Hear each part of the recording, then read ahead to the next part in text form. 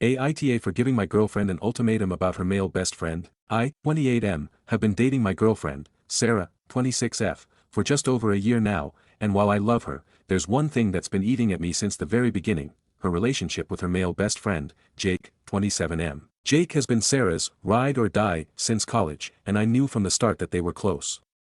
But what I didn't realize was how much it would impact our relationship. I've always tried to be the chill, trusting boyfriend. I don't want to be the guy who's threatened by a platonic friendship. But, honestly, it's gotten to the point where I feel like I'm the third wheel in my own relationship. Jake and Sarah are practically inseparable.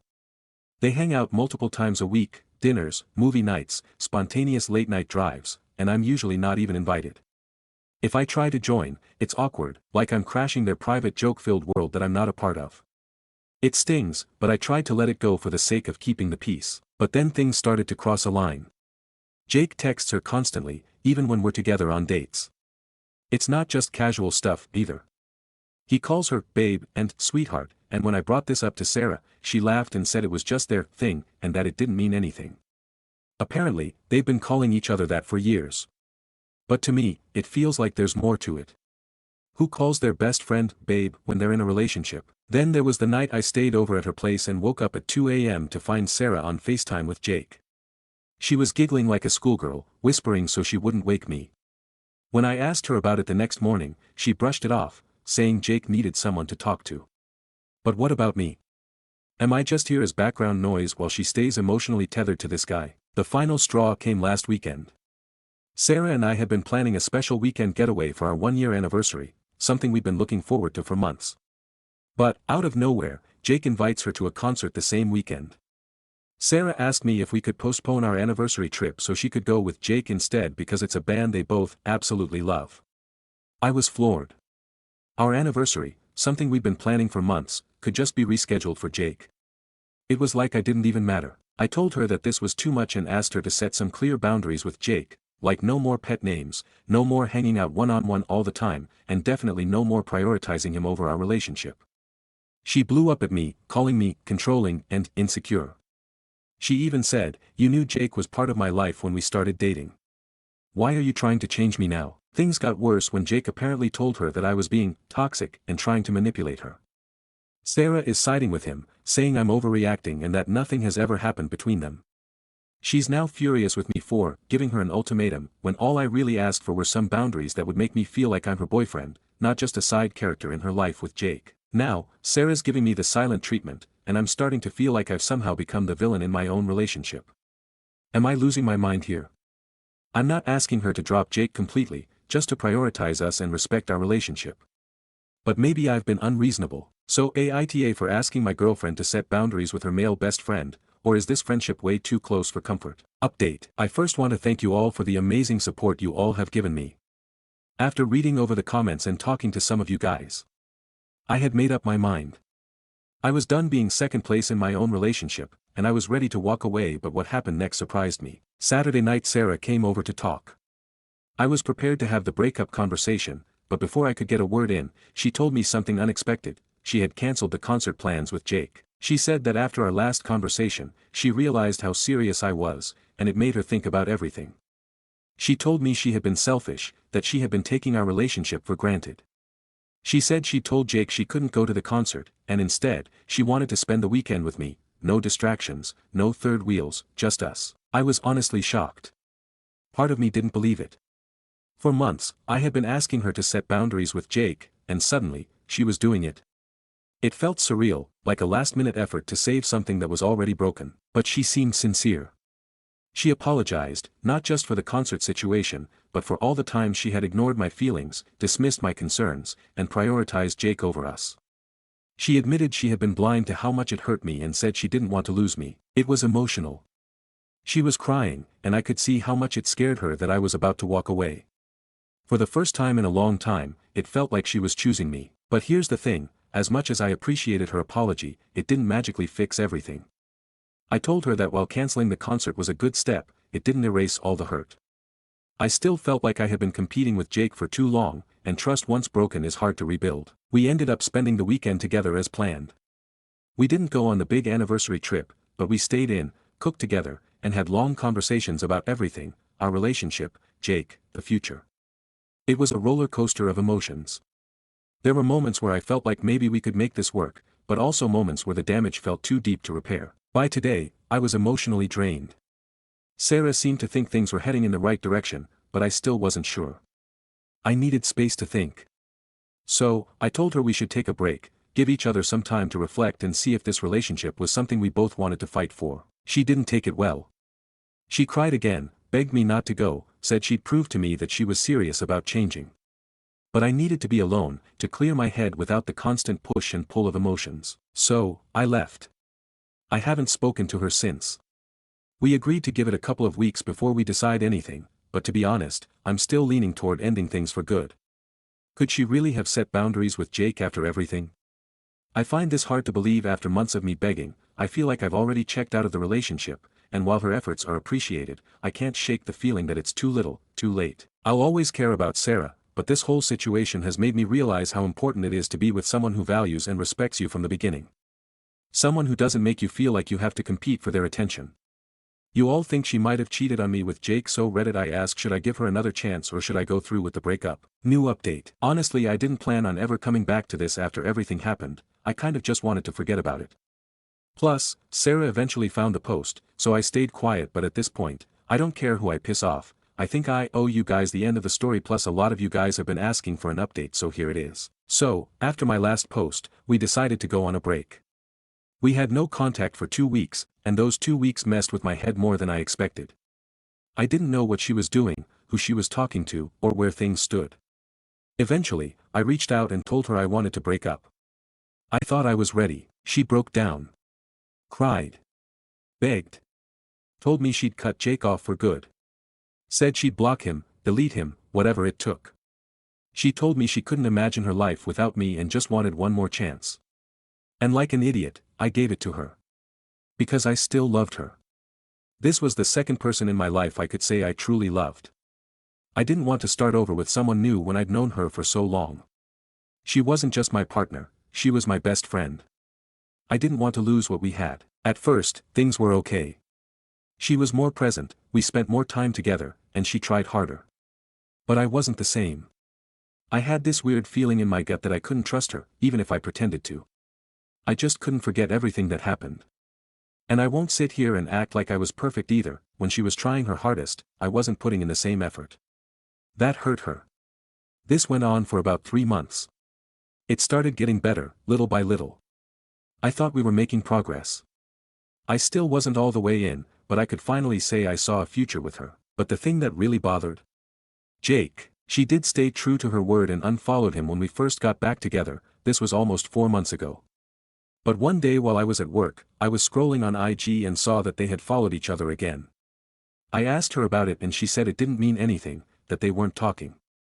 I let it go. Maybe I didn't want to know the truth. Fast forward a few weeks. We were at my place, and she had fallen asleep first. That's when I saw an Instagram notification. I couldn't open it, didn't know her password, and I wasn't about to try and scan her face while she slept. So, I ignored it. I couldn't sleep. I was restless. But I told myself I was overthinking, and I wanted to trust her. Fast forward another week. We went on vacation and were staying at a hotel. She asked me to grab something from the car, but the hotel room key was on her phone. So, she handed it to me. That's when my insecurities got the best of me, and I snooped while walking to the car. That's when I saw it. And honestly, I felt nauseous. DMs from Jake. Not just old ones. Recent. Some unanswered, but some she did reply to. Messages about how she couldn't stand being apart from him. How it killed her to block him. How she missed talking to him. How she wanted to see him again. And then the part that really broke me, how she had developed feelings for him but was scared to leave me because then it wouldn't be Jake and OP. It would just be Jake. She talked about how she didn't want to lose both of us. She had even seen him behind my back. When she said she was going to the gym, she was going to his place. I came back to the room and didn't say anything. I laid in bed, numb. She eventually got up to take a shower, and while she was in there, she texted me asking if I went through her phone. At first, I lied. But then she said when she opened Instagram, it was still on her DMs with Jake, something she didn't leave open. So, I admitted it. I told her I read everything and couldn't believe she lied to me again. Her response: "You weren't supposed to see that." I completely lost it. She tried playing the victim card, telling me I broke her trust by going through her phone and that I wasn't supposed to read what she told Jake. Like I was the bad guy in this situation. That was it for me. I didn't ask for explanations. I didn't want to hear any more lies. I shut down completely. I stopped texting her and only spoke when necessary for the rest of the trip. We had driven 6 hours from our hometown to visit some friends, so I couldn't just leave. We acted normal in front of our friends until it was time to go. The 6-hour drive home. Complete silence. I drove most of the way and didn't say a word. When I dropped her off at her place, she tried to talk to me, even tried to kiss me goodbye. I pushed her away and asked her to get out of the car. Later that night, I texted her that I was done. I didn't want to talk anymore. She tried to explain, but at that point, there was nothing left to say. I gave her so many chances and she still chose to lie. Again, I don't know if anything sexual happened between them, and at this point I don't care anymore. What I do know is I spent too long being second in a relationship where I should have been enough. So yeah, I'm single now. It hurts, obviously. But for the first time in a long time, I feel like I can finally breathe again. Thanks to everyone who gave it to me straight in the comments all those months ago, but also to those who told me to give her another chance. It hurt, but I grew and matured from this. Final comments. Commenter: "You dodged a bullet. Someone who lies that repeatedly and then tries to gaslight you for catching them. You weren't supposed to see that, was never going to change. You wasted way too much energy on someone who was never fully yours to begin with." Reply: "That's exactly what I keep telling myself. I wasted so much time and energy. I'm just glad I ended it sooner than later." Stories number 2. Aita for ghosting a guy because he insisted on going for drinks on our first date. I, 20F, had been talking to this guy, 22M, for about a month. We knew each other from school, he was a senior, and reconnected recently. The conversations were fun, flirty, and I was open to meeting him in person to see where things might go. When we started planning a first date, he kept suggesting we go to a bar and get drinks. I personally don't feel super comfortable drinking with someone I haven't met properly yet, especially on a first date. I live in India, where that kind of setting, especially as a woman, can feel a little unsafe or just not ideal unless I already trust the person. So I subtly tried to suggest alternatives like coffee or lunch, hoping he'd take the hint. But every time, he pushed for drinks again. It wasn't aggressive or anything, but it felt dismissive of my comfort. After a few back and forths like this, I ended up just losing interest and stopped replying. Now I'm wondering, was that unfair of me? Should I have been more direct instead of ghosting him? Or was I right to just dip if I wasn't feeling respected or unsure? Edit: I guess ghosting wasn't the ideal word to use. I made up an excuse as to why I could not meet him, family commitment, when he just wouldn't budge on the drinks idea. Comments. Commenter 1. Speak up. "No thanks, I prefer to go for coffee on a first date, problem solved." Commenter 2. Really, this actually works, ladies. Men 2. Communicate and listen. Commenter 3. You should have said, "I'm not comfortable going for drinks yet, but I'd love to grab coffee sometime."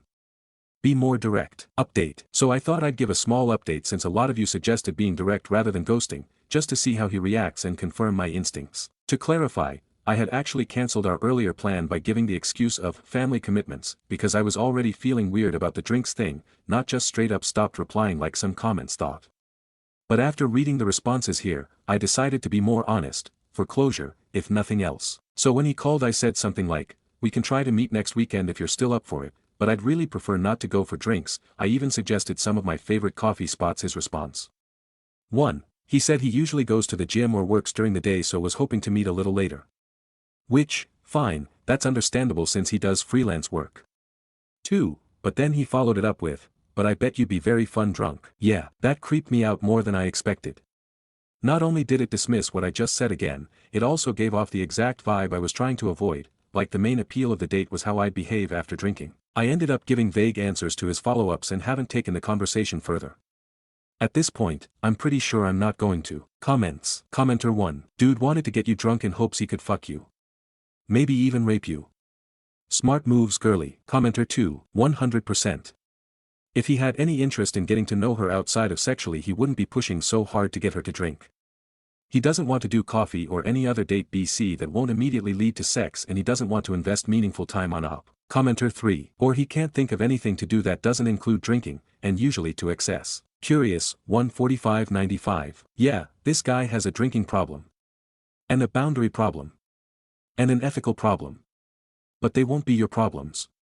Don't take anything to do with this man further. Stories number 3. Aita for texting the woman my 26M husband is cheating on me with that. I hope she is proud of herself for being a home wrecker and that I have all their messages. Okay, so for some background, I, 24F, am 8 months pregnant with my husband's 26M baby. And we are over the moon, or so I thought. I started to get a weird feeling about a friend on his Snapchat that he constantly texts and completely ignores me. So I know that you are never supposed to go through your husband's phone, but I couldn't sleep, and even though I fought the urge to go through their messages, I ended up doing it anyways. Well, needless to say, I found them exchanging nudes and messages about how much they love each other, and when I asked him to his face if there was something going on between them and I told him to just tell me the truth, he lied to my face and tried to turn the situation back on me, saying I'm always trying to cause fights. He also told me that our son is the only reason our marriage isn't over, but after I found the messages I wanted to have undeniable proof, so I took pictures on my phone of their messages, and then I found her on Facebook and texted her saying, "My husband is a liar and I hope you are proud of yourself for being a home wrecker, and I have all y'all's messages." She hasn't responded yet, considering it is 4 a.m. at the time I am writing this. So Aita for texting her that my husband is a liar and she is a home wrecker.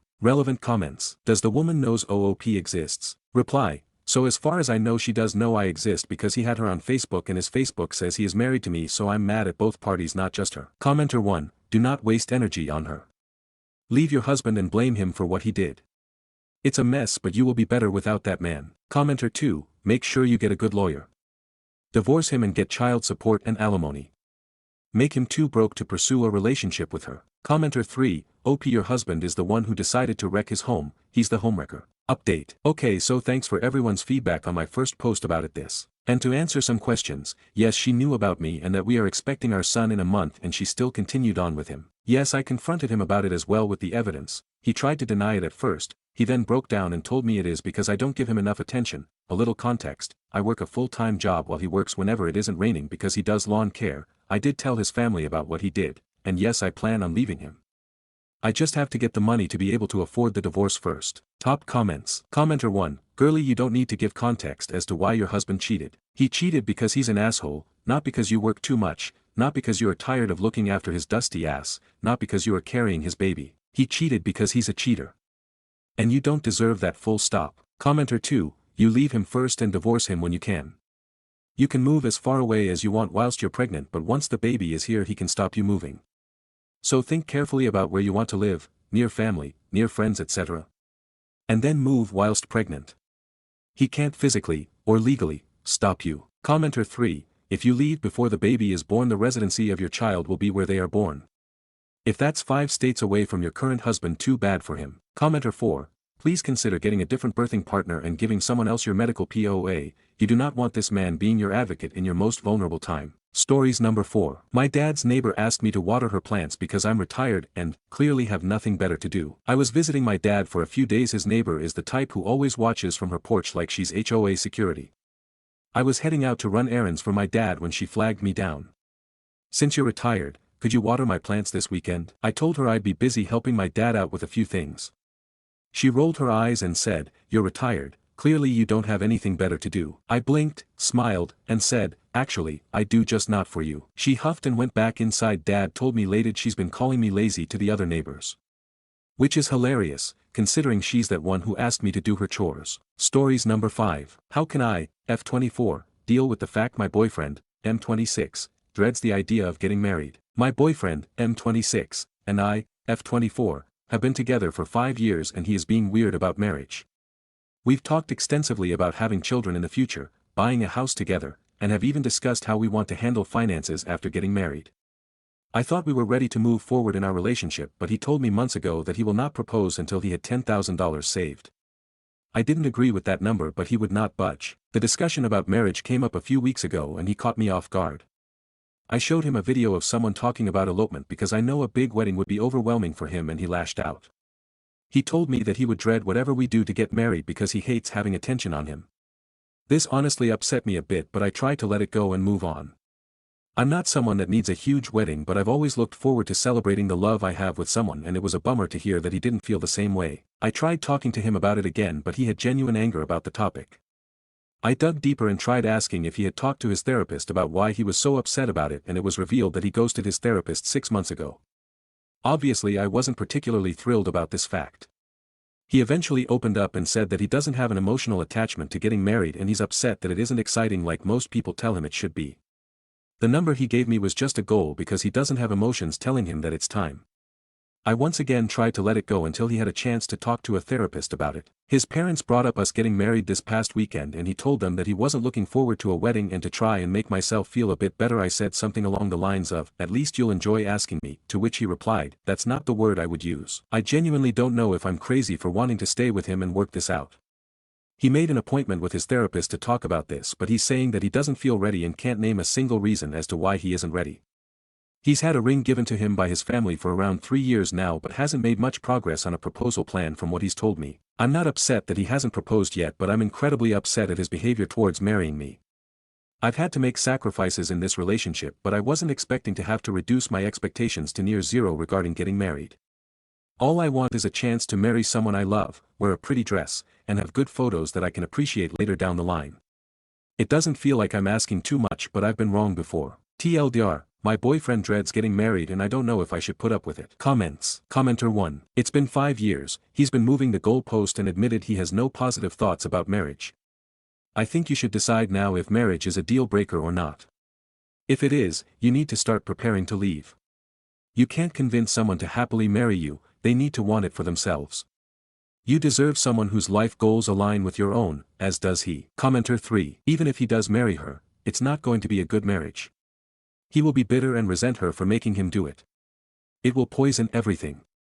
OP, some people just don't want marriage at all. He might not want it with you. There are men that get broken up with only to go marry someone else right away. Either way, he doesn't want to marry you. OP. Why are you so desperate for him? Demand better for yourself. Commenter 3. I think you have a lot more to worry about than the proposal or wedding. He is making important decisions that affect both of you without involving you. Suddenly ghosting his therapist and pretending he'd been going is a problem. So is setting arbitrary savings goals.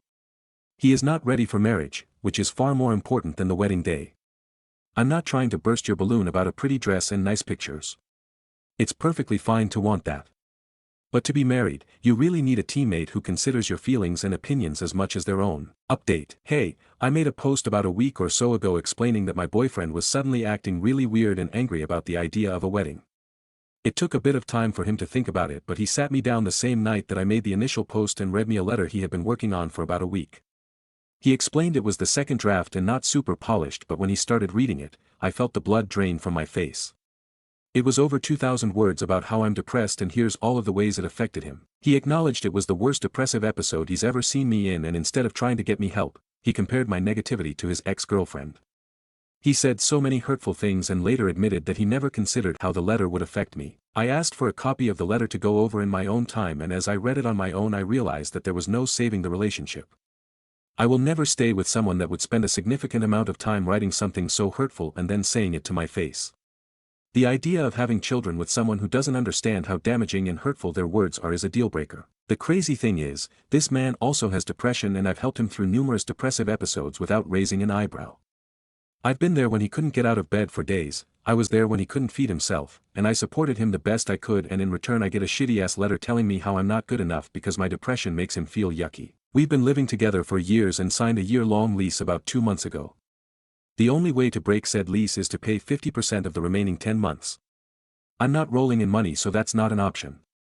They also don't allow for lease takeovers, and subletting is only allowed with special permission, but they are taking their sweet time getting back to us. Our current plan is for him to move in with his parents and pay rent so that we don't have to be around each other constantly. It's not a messy breakup, but things are still raw and it's hard not to slip back into the routine. It's hard going through a breakup when you still sleep right next to them every night. I deserve someone that wants to give me more than the bare minimum. I knew I deserved more, but I so desperately wanted this to be the man I spent my life with. I'm not okay yet, but I know this is the right direction. Comments. Commenter 1. He wants you to be there for him, but he doesn't want to be there for you. I'm glad you're leaving and putting yourself first. Don't go back. Reply. Another part of the relationship that I didn't mention in either post is that he is asexual and I am not. I've sacrificed a lot to be in this relationship and he didn't have to sacrifice anything. He just likes to be alone with his tech and I was convenient because I put up with it. I had to beg for his attention most of the time. It's not right. All that to say, I don't plan on going back. Sorry for the rant. It's just incredibly frustrating. Commenter 2. Is that he is asexual and I am not. How was this not a deal breaker years ago?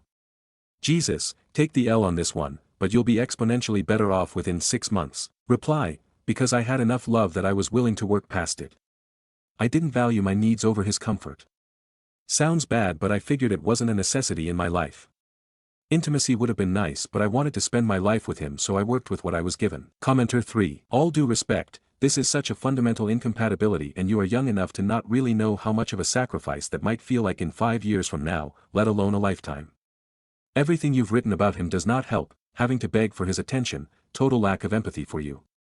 I say this gently, but I hope you are able to do some work on yourself before your next serious relationship so you can internalize that you deserve a compatible, compassionate, engaged partner, and you don't need to push for marriage's sake. Stories number 6. AIO for refusing to cook for my fiancé after he told his family I don't bring anything to the table. I, 26F, live with my fiancé, 28M, and we've been engaged for about 5 months. I work remotely as a copy editor and also take care of most things around the house, cooking, cleaning, managing bills, etc. He works a 9 to 5 and says he pays most of the rent, even though it's a 60-40 split. Last weekend, we went to a family dinner at his mom's house. His brother made a joke about wifey duties, and my fiancé said something like, well, she's not there yet, still working on bringing something to the table. His dad laughed and his mom gave me that pity smile, like, you'll get there. I was stunned. I didn't say anything, but I stewed the whole ride home. That night, I didn't cook dinner. The next day, I didn't make breakfast or lunch like I usually do. He noticed and asked what was wrong, and I told him I didn't feel like contributing to a table I apparently don't bring anything to. He got defensive, said it was just a joke, and accused me of punishing him. He even said I was being manipulative. But I haven't been able to get over how casually he said that in front of people who already don't seem to think highly of me. Am I overreacting for going radio silent on the cooking and cleaning until he apologizes? Stories number 7. AITA for refusing to cut my hair for my boyfriend's mom's birthday dinner. So I'm, 23F, dating this guy, 25M, for about a year now. Let's call him Jake. Jake's family is, well, let's just say they still think it's 1954 and everyone's supposed to dress like they're going to meet the Queen every Sunday. Anyway, Jake's mom is turning 60, and his family planned this big fancy dinner at one of those places where the menu doesn't have prices and the portions look like decoration. Cool, I can play along. But a week before the dinner, Jake casually says, hey, my mom asked if you could do something more elegant with your hair for the dinner. Maybe like, get a trim or put it up or something less wild. I was like, what? First of all, I have curly hair. Like actual curls. Not the kind you get from a curling iron. I love my hair. It's big, it's dramatic, it's me. I haven't cut it in over a year because I'm growing it out, and it's finally hitting that glorious lion mane stage. I asked, what exactly did she say, and Jake goes, she said you're beautiful, she just thinks you'd look more put together with a sleeker style. Like, more presentable. Y'all presentable? For who? The Queen. The soup that costs $50. I told him nicely, look, I'll dress up, I'll wear the heels that make me walk like a baby deer on ice, I'll even avoid cussing for one night, but I'm not cutting my hair because your mom thinks I'm too fluffy. Jake got quiet and then said I was making a big deal out of nothing, and why can't I just compromise to make a good impression? Stories number 8. Stepdaughter almost drowned in my pool and her mom and others are blaming me. Aita. Saturday night I came back home at around 6 p.m. and my husband called me saying that he was supposed to pick up his daughter, 5, from her mom's and that he's stuck at work so her mom would drop her off at our place. I said okay and I was watching TV and expecting them to arrive soon. Around 8 p.m. my dog started barking and jumping at the window, and when I went to see what's going on I noticed the pool water was wavy. I went outside and saw the little girl in the water and she was unconscious. I pulled her out and she wasn't breathing. I called the ambulance while trying to revive her. The ambulance arrived within 10 minutes and I genuinely thought she drowned, but thankfully they managed to save her. She is completely okay now. The thing is, I had no idea that her mom had already dropped her off. She didn't knock or anything, so she probably just left her in front of the house. Her mom also came when she found out and she was trying to blame me, telling me I tried to murder her daughter. I already told my husband that they didn't knock or enter the house and I had no idea the girl was even there. Everything became even more messy, Basically the woman kept on yelling at me, telling me how she's going to fight me and things like how she's going to hold me underwater, so I see how that feels. First off all, if it wasn't for my dog barking at the window I would have no idea the girl was in the pool and she would drown because I had no fucking idea that the moron dropped her off in front of the house without even knocking or anything. I said this and she spit at me. The police ended up holding her back and then my husband came back too and it was just so shitty. After this I got calls from her parents and they also tried to threaten me on phone but I just shut them down. A couple other people who she said her version of this to called me and yeah, same thing. I know or at least feel like it's not my fault but ATP I want to clarify more. I forgot to say that I do have a fence around the house, in the backyard and it's usually locked but that day it wasn't which I know is my fault. Also as I said this is my house. This was the first time the girl was here so I have no idea why would her mom just drop her off in front of a house she's never been to and no idea why did the girl go for the pool when she couldn't have seen it from the street, why did she go to backyard? I'm not blaming her, I'm just explaining. Also my country doesn't have a law for fence directly around the pool, there is usually a cover but I wanted the water to get warmer. I don't live here but I'm currently renovating. Relevant comments. Commenter 1, thank God your stepdaughter is okay. Reply, I agree. Commenter 2, NTA you don't say whether your husband is backing you up. Reply, he is. Isn't it mandatory to have a pool fence in OOP's area? Reply, technically in my country there is no law that says I have to have a fence around the pool. Commenter 3, a 5-year-old lives at your house but can access the pool if they're dropped off in front of the house. OOP, she doesn't live here. Commenter 4, so if y'all don't live there, how would the mother, whom you called a moron, know there's a pool in the back? Reply, she doesn't have to know there is a pool. The same way that the girl went into the backyard she could have wandered away from the house and end up somewhere else. The mom knew about the pool though. Commenter, why is your stepchild being dropped off at your house without her mother, aka, the woman, talking to you to let you know they were coming or that they were there? Weird. Not your fault, but I still think that lack of communication is weird. You keep referring to her as, the girl, like you're detached from the idea that she's actually your stepdaughter and a part of your family. You're also so blasé about the fence thing despite knowing she's 5, and drowning is one of the most common deaths for children. I'm getting weird, possibly fake, vibes from this post. ESH except for, the girl. Reply, I don't know why didn't her mother wait for her to enter. I started referring to her as the girl because it's shorter to write. She doesn't live here and this pool has been here for more than 20 years, it's perfectly legal I never thought anything of it. Your location. Reply, Germany. Update. I won't fully go into details but my husband talked to his daughter, I still haven't spoken to her or seen her since, and he asked her what happened.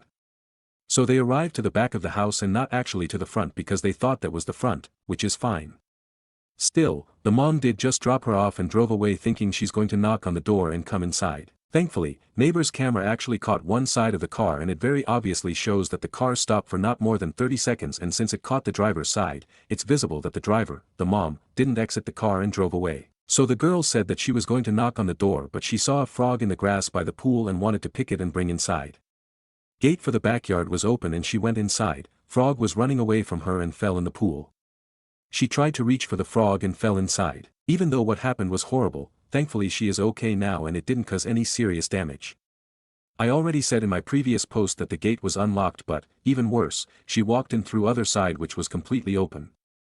Thankfully the pool wasn't covered because if she stepped on the cover it would literally trap her inside. I feel really bad for what happened, knowing that part of leaving the gate open was my fault but at least the worst outcome didn't happen. I won't share any more about anything related to situation with mom and police. Relevant comments. Commenter 1, again NTA that child should never have been dropped off without her mother making sure that she got safely inside your house. Please get locks and additional safety measures for your pool. And give yourself some grace. Reply, I will always keep the fence locked from now on. The mom doesn't really interact with me if I text her something about her daughter she just leaves me on scene and answers through my husband. I guess she didn't want to see me or whatever but I don't understand how can she willingly leave her kid with someone she doesn't even want to interact with. Commenter 2, wow. So she knows she was the one who almost killed her kid and she still had the nerve to blame you and spit on you. She abandoned a 5-year-old in front of a house neither had ever been to and just drove off. Commenter 3, worse, actually at the back of the house rather than the front. Reply, the back looks similar to front so I get that she didn't see but still the gate was open, she saw that. Stories number 9. Aita for grabbing my newborn baby from my sill. I, 28F. Had my son Kyson 4 months ago at 22 weeks I was diagnosed with partial placenta previa and we were hoping and praying it would resolve, but at 28 weeks I was told I have complete placenta previa. This news hurt because I had a birth plan, but my doctor still closely monitored it even though he made it clear that there might be less chance of resolving it and might have a C-section. At 35 weeks I had heavy bleeding, so I delivered my beautiful baby boy through an emergency C-section. My son was in the NICU for 2 weeks before we got to go home. 2 weeks ago there was a family party at my MIL's house. I was sitting in the ladies when Kai started crying. So I breastfed him while chatting. Nobody had a problem with that. After that I handed him to my SIL since she wanted to play with him. While he was holding him she said something, so they started talking about my SIL's labor and she said it was a breeze. Then I said, "Ah, that's nice, I hope to have a natural with my second someday." Then she said, "A natural birth needs preparation during the whole pregnancy." Then she went on to say, "You never worked out or got active much." So I told her it was because of the placenta previa situation. This woman literally said, "That's not an excuse though, I had rowed ligament pain and I still managed to keep active." I told her I was kept on bed rest half my pregnancy and had too many hospital visits, so I didn't want to do anything to risk putting myself in danger. Then she said, "Your body can feel the nerves and it reads accordingly, you should have relaxed and let nature take its course. That's how natural births work, the C-section was avoidable." I told her to F herself and took my baby out her arms and went to my hubby. We left after. Apparently she told anyone who asked where I am got sensitive and left the party. After a few days she asked to see Kyson and I said I'm not comfortable being around her at the moment. She accused me of weaponizing my son and using him to hurt her. Note, whole pregnancy she kept on giving unsolicited advice on how to fix the placenta previa, and I feel like she thinks if I had listened to her I would have had Kyson naturally. I felt sad for a few weeks after birth cause my birth plan didn't go how I wanted it to. These feelings just feel like they resurfaced tbh. I thought I was okay. Aita for grabbing him and not agreeing to visit her. Update, Aita for grabbing my newborn baby from my sill. I made my post hours ago and I am so overwhelmed at the amount of support and kindness I have gotten from everyone in the comments. So when I told my husband about what he did, I didn't like his reaction. I told him exactly what happens and he said, "I don't want to interfere in women arguments, babe." I then told him that he can at least ask his sister to be sensitive about my experience, and he said, "Why don't you talk to my mom about it so she sits you two down and have a mature discussion?" My husband knows SIL is the apple of my MIL's eye, so she would side with her. There has never been a need for my MIL to pick sides, but if there ever was we all know who he would. I told him that I would feel more comfortable if he is there.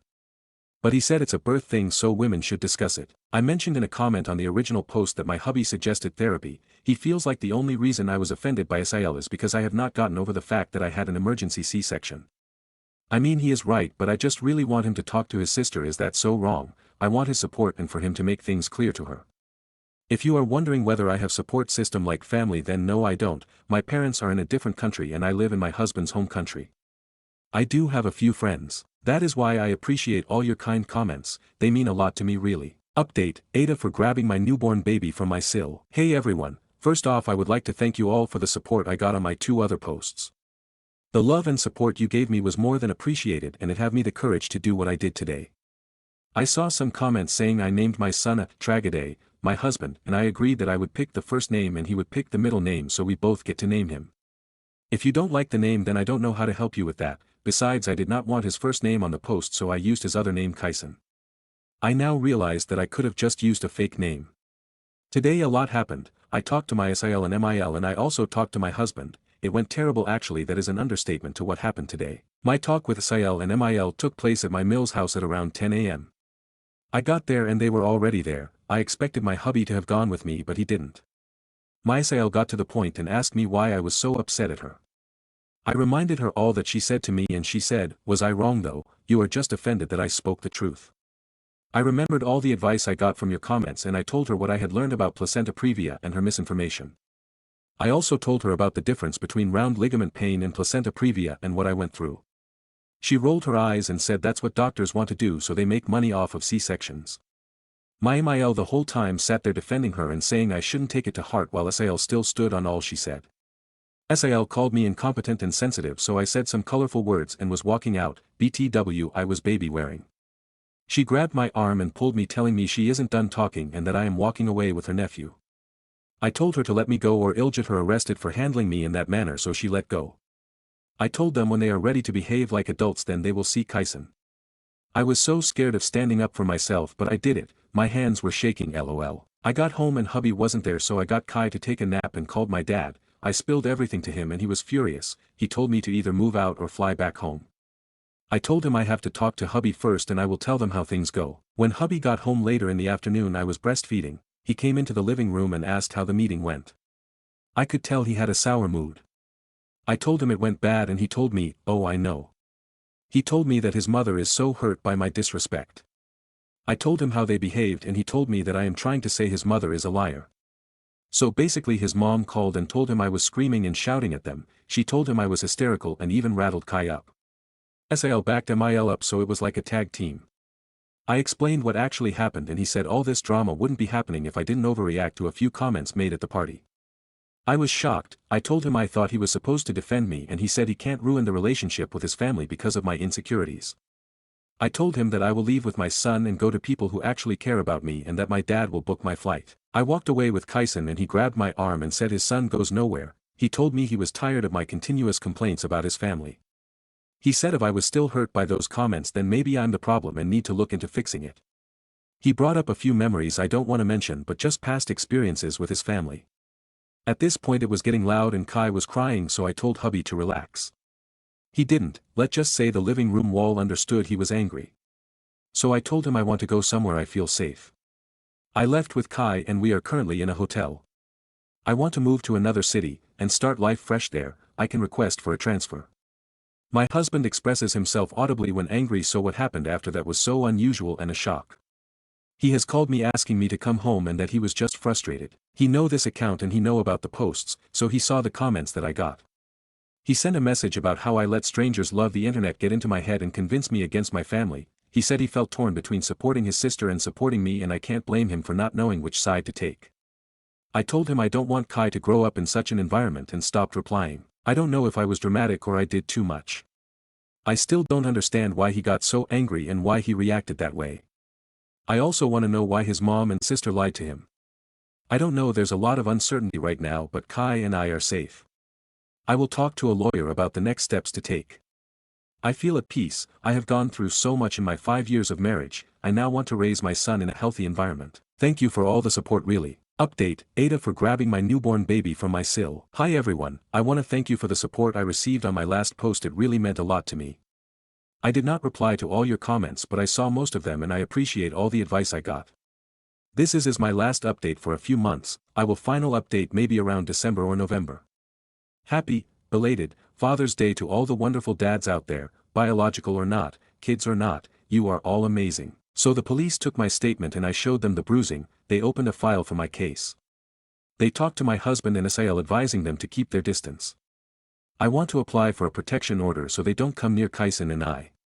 My SIL, hubby, and MIL have not contacted me since their talk with the cops. As for our marriage it's definitely over. Since I am a foreigner I can't just pack and leave, especially since we have a child together. I would need his father's consent to leave the country and we all know he will not give permission for that. I talked to a lawyer about my options and the laws around DV, travel, and custody. Legal action is going to take time. The protection order could take a few weeks.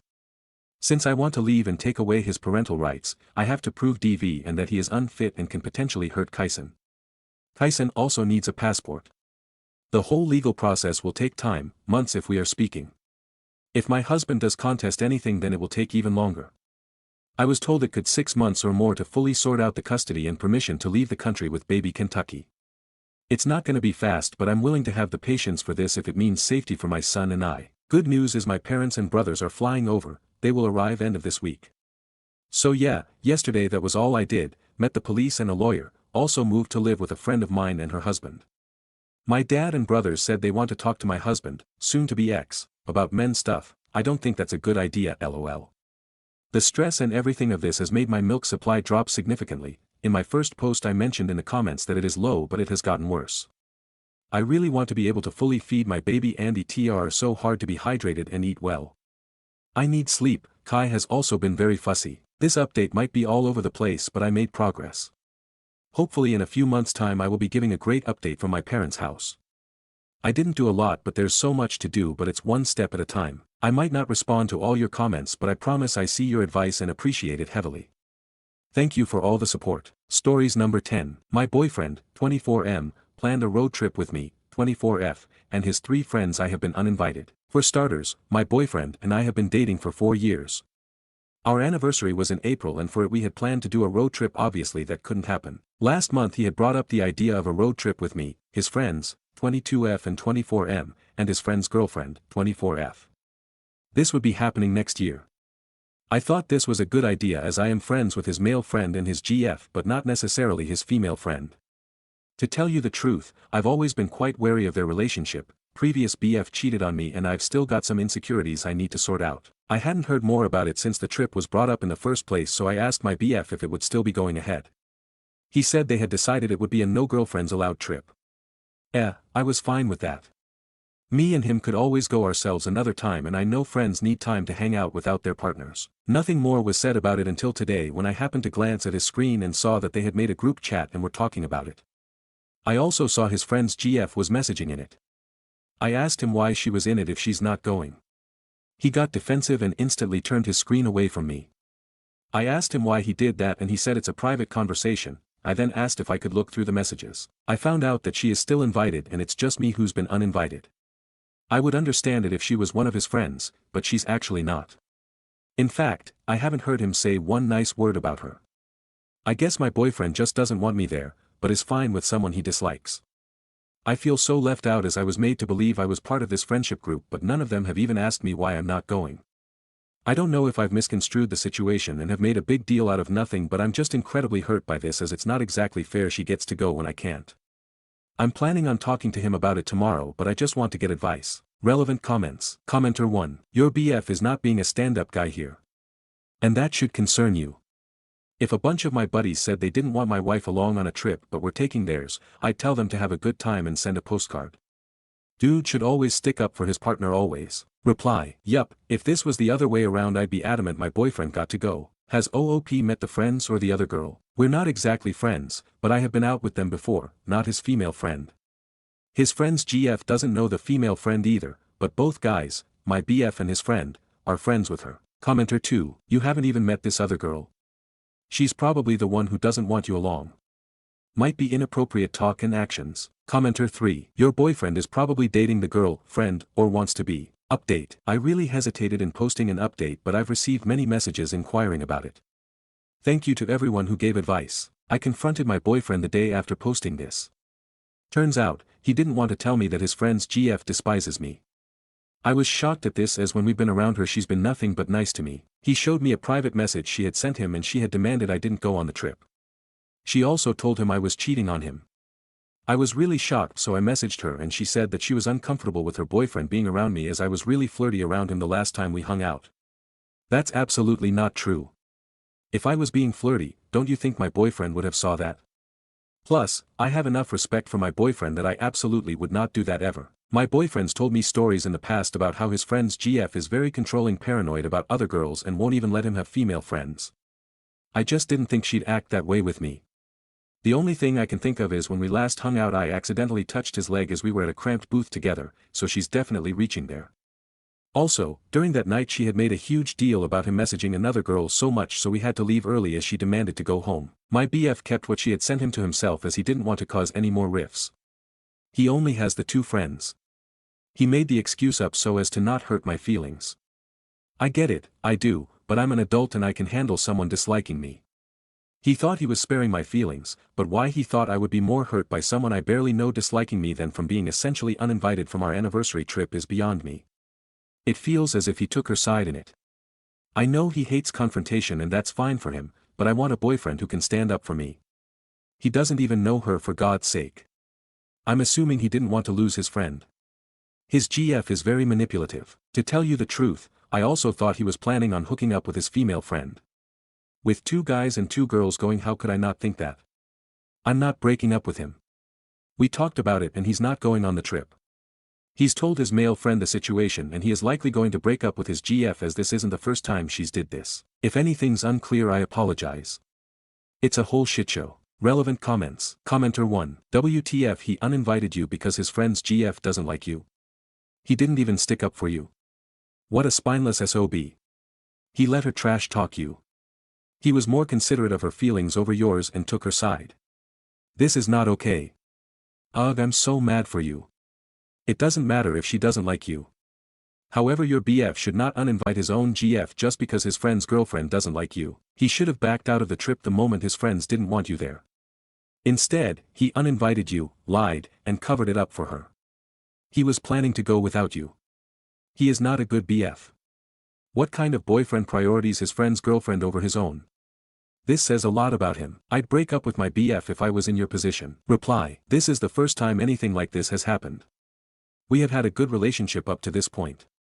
I'm giving him another chance. If he does something else, then I'm obviously leaving. Commenter 2. So let me get this straight. It was easier to essentially lie to you saying it's just him and his friends. Then when you saw the group chat, he still continued to keep you in the dark, leading you to believe he may potentially cheat on you. And then when you finally confronted him, he told you that his friend's GF was chatting shit about you and he did nothing to stand up for you.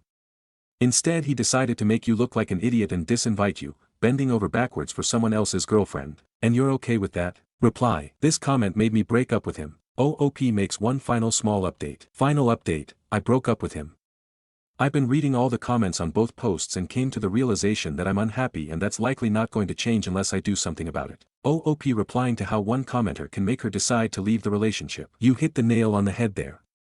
Obviously that one single comment didn't change my viewpoint so drastically, but rather made me see the whole situation in a different light. I realized that I simply couldn't move on from this.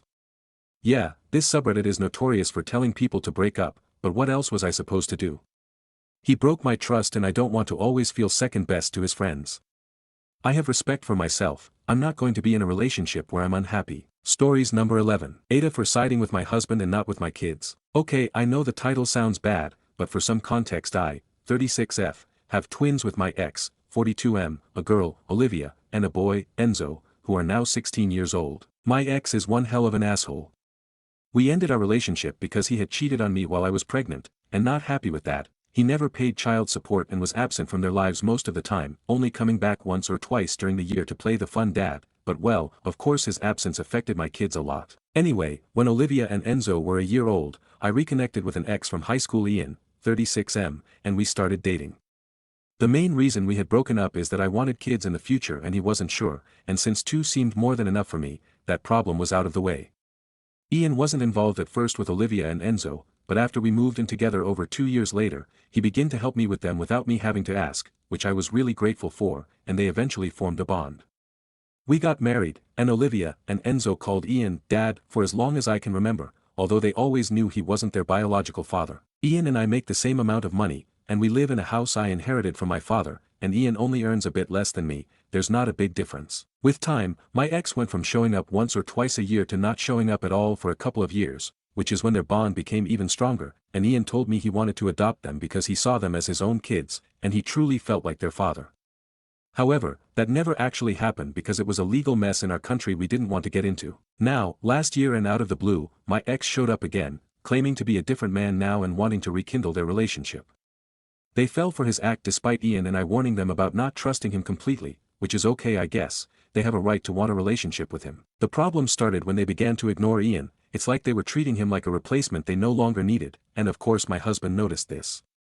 One night, it escalated because they were having a really dumb fight that started because Enzo had not cleaned the kitchen after cooking, and we have this important rule in the house that pretty much means that each one is usually responsible for cleaning their own mess, and well, Ian just went inside their room to tell him he needed to clean, and Enzo began to yell at him. Olivia joined in and they were telling him how exhausted they were about Ian treating them as if he were their real father. That they had a father and he shouldn't act like one just because he didn't have kids of their own. I remember Ian just left the house that night without saying a word, and I told Olivia and Enzo they had made the wrong choice treating Ian like this, and when their real dad leaves again, I didn't want to see them crawling back to the one who actually took care of them and was always there. Ian came back the next day, and he was incredibly upset. I did my best to comfort him, and he told me he felt disrespected and that there was no coming back from this. It was hard to hear, but I told him that if he no longer wanted to be involved in the twins' lives, I wouldn't be angry at him. He cried a lot that night, and cried himself to sleep during the next days. It was awful to see him like this and I couldn't do anything but try to comfort him. I tried to talk to my kids, to tell them they really needed to apologize, but they refused completely, saying they had a dad and didn't need them, and it made me question what kind of kids I was raising. As predicted, from one day to the other, left the city and never called Olivia or Enzo again. When they realized what had happened, they were devastated. I was there for them, but it shocked me how they wanted to pretend everything was okay between them and Ian, calling him dad again. Ian simply told them he was not their dad and would clearly never be. This has been going on for a while. They were thinking Ian would change his mind eventually and forgive them, but that has not happened. As a last card, they came to me and told me to speak to Ian, and I told them we had talked many times, and it was clear Ian would no longer be involved in their lives, which is what they wanted anyway, so I don't know what the problem was. They were shocked with my response, and kept trying to convince me, but I made clear that my husband is a human with feelings, not a wallet and a replacement for the pathetic man they like to call real dad, and that if they thought they could disrespect people that care for them without any consequence, then they were very, very wrong.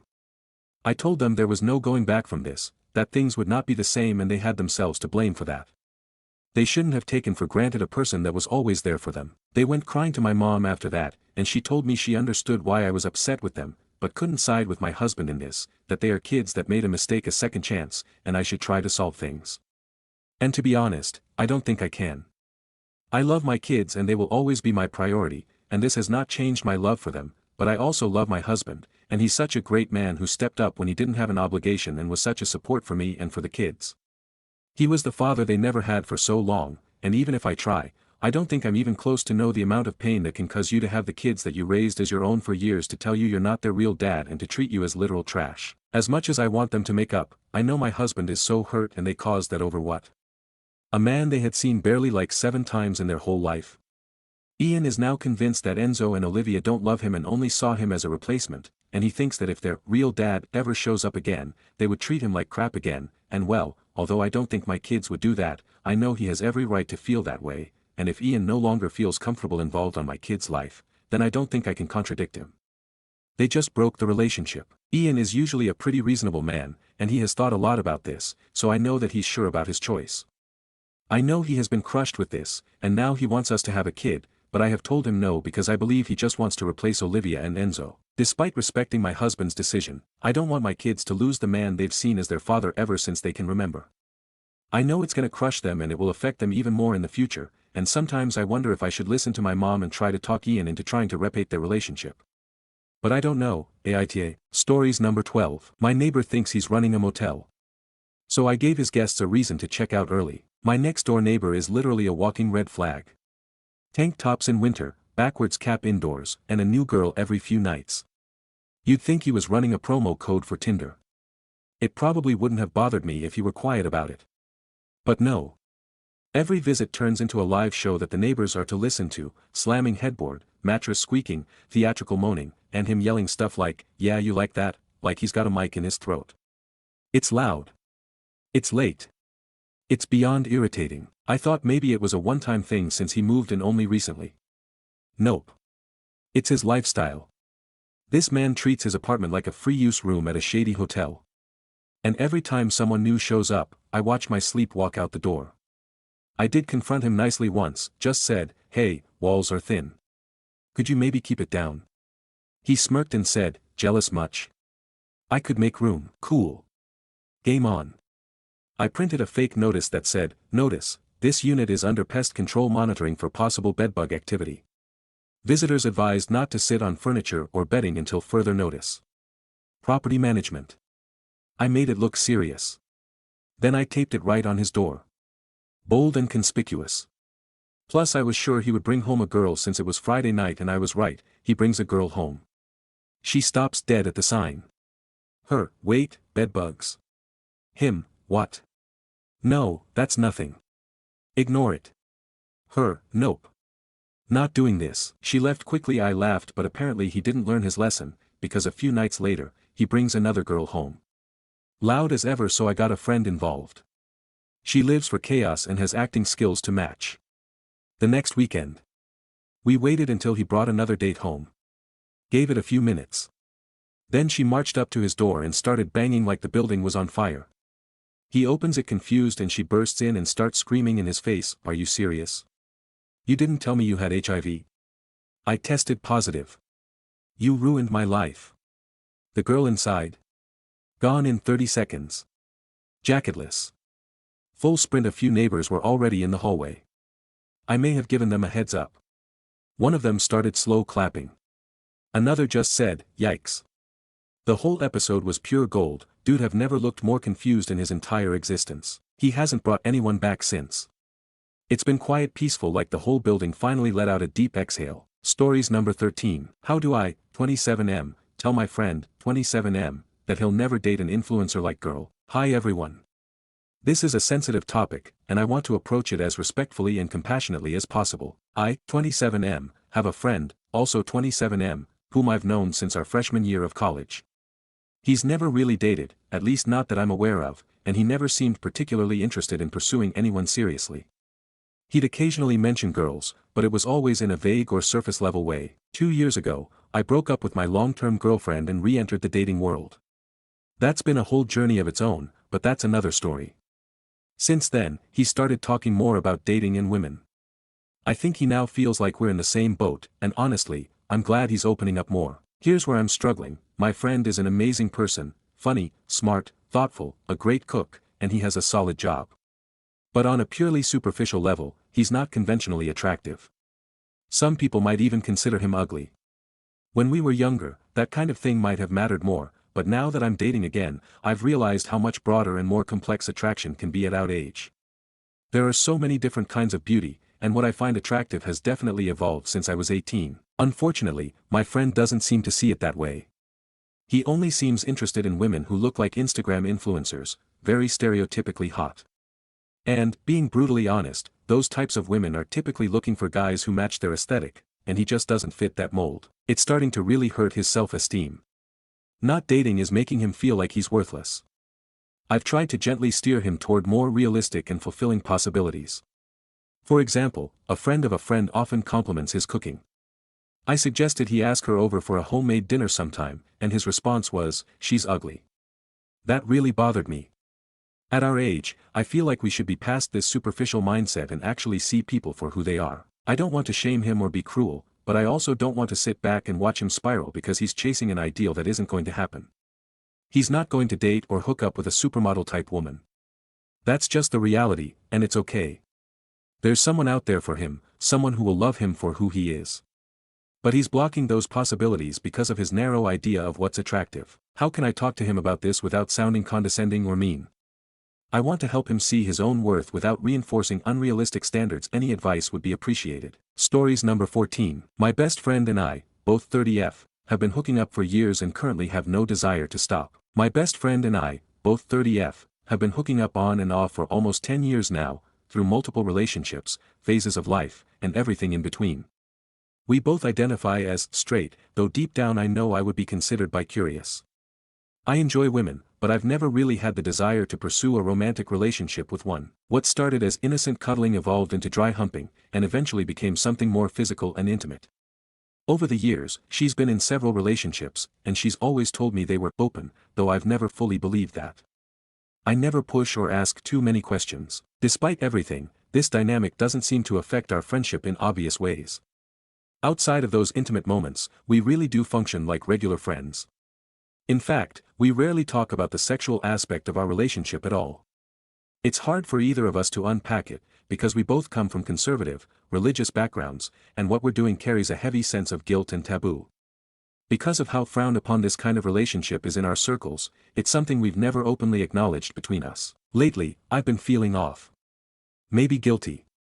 I've tried to bring it up, but she refuses to engage. She won't talk about it, and she avoids eye contact when I try. I think what's bothering me is the secrecy. I don't think her partners know the full extent of her openness, and I highly doubt they're aware of how often we're intimate.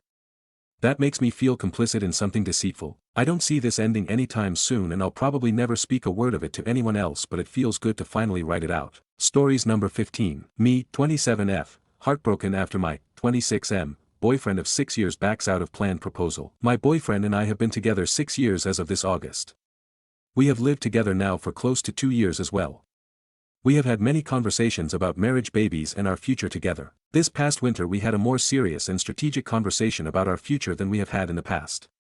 We decided that we both wanted to get married in late January of 2019. My boyfriend asked me to send him links to rings I was interested in for the engagement.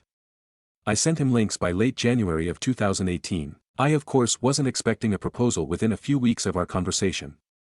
However, I did assume that a proposal would happen within the first 3 months of the year, considering we would need at least 8 months to plan a proper wedding. Fast forward to March 2018, and we have a vacation planned for the last week of March, first week of April.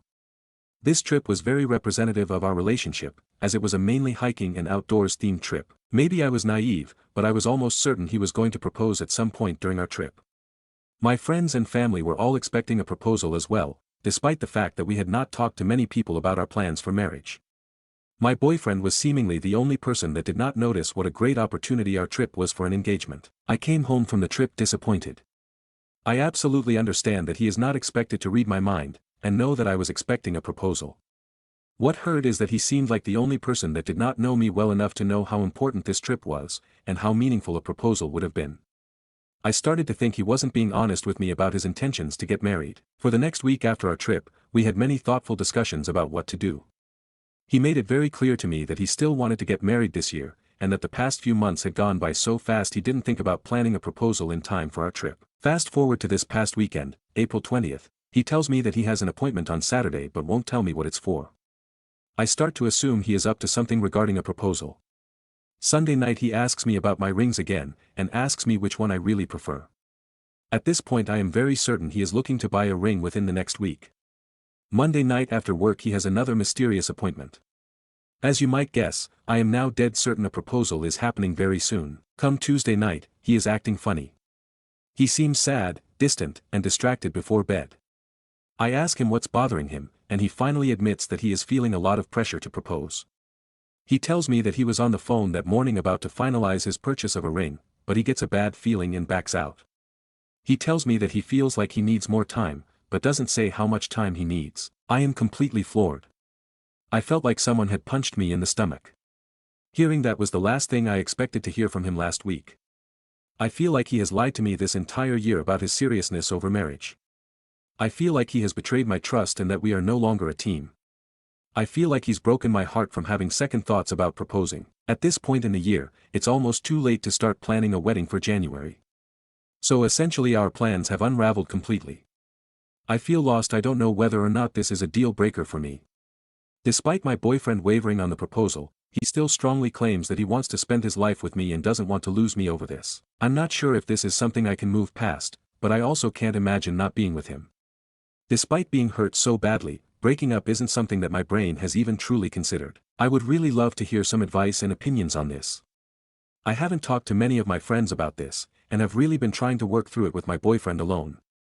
Any advice would be greatly appreciated. TLDR, boyfriend of nearly 6 years backs out of planned proposal, not sure how to react or what to do. Relevant comments. Commenter 1. Did he elaborate on the bad feeling he got? What did he mean by that? Reply. The bad feeling he got was basically being unsure if we had had enough discussions based around how we planned to spend our lives together. Commenter 2. I don't think he's being honest with you. After 6 years, he doesn't think you've had enough discussions. I think he's having second thoughts and doesn't know if he wants to marry you at all. Reply. That's exactly what I thought when he said that too. Update. 3 months later and we have decided to end our relationship. We officially broke up a few weeks ago, and he moved his furniture out of our apartment this week. I received incredibly varied advice from my original post. I took all of it into consideration, and let him read the post as well. We tried our very best over the last few months to move past this, but we were not able to.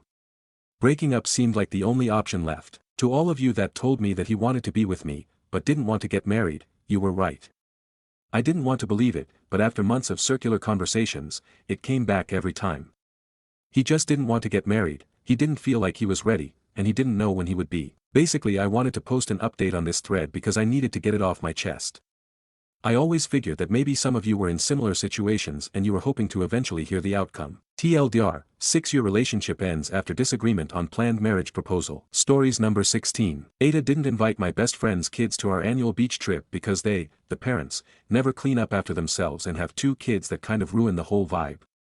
Now half of the other friends that did get an invite are pissed at me. It's my family's beach house. My parents have a beach house in Florida, and for the past 5 to 6 years I've invited my best friends for a week every summer.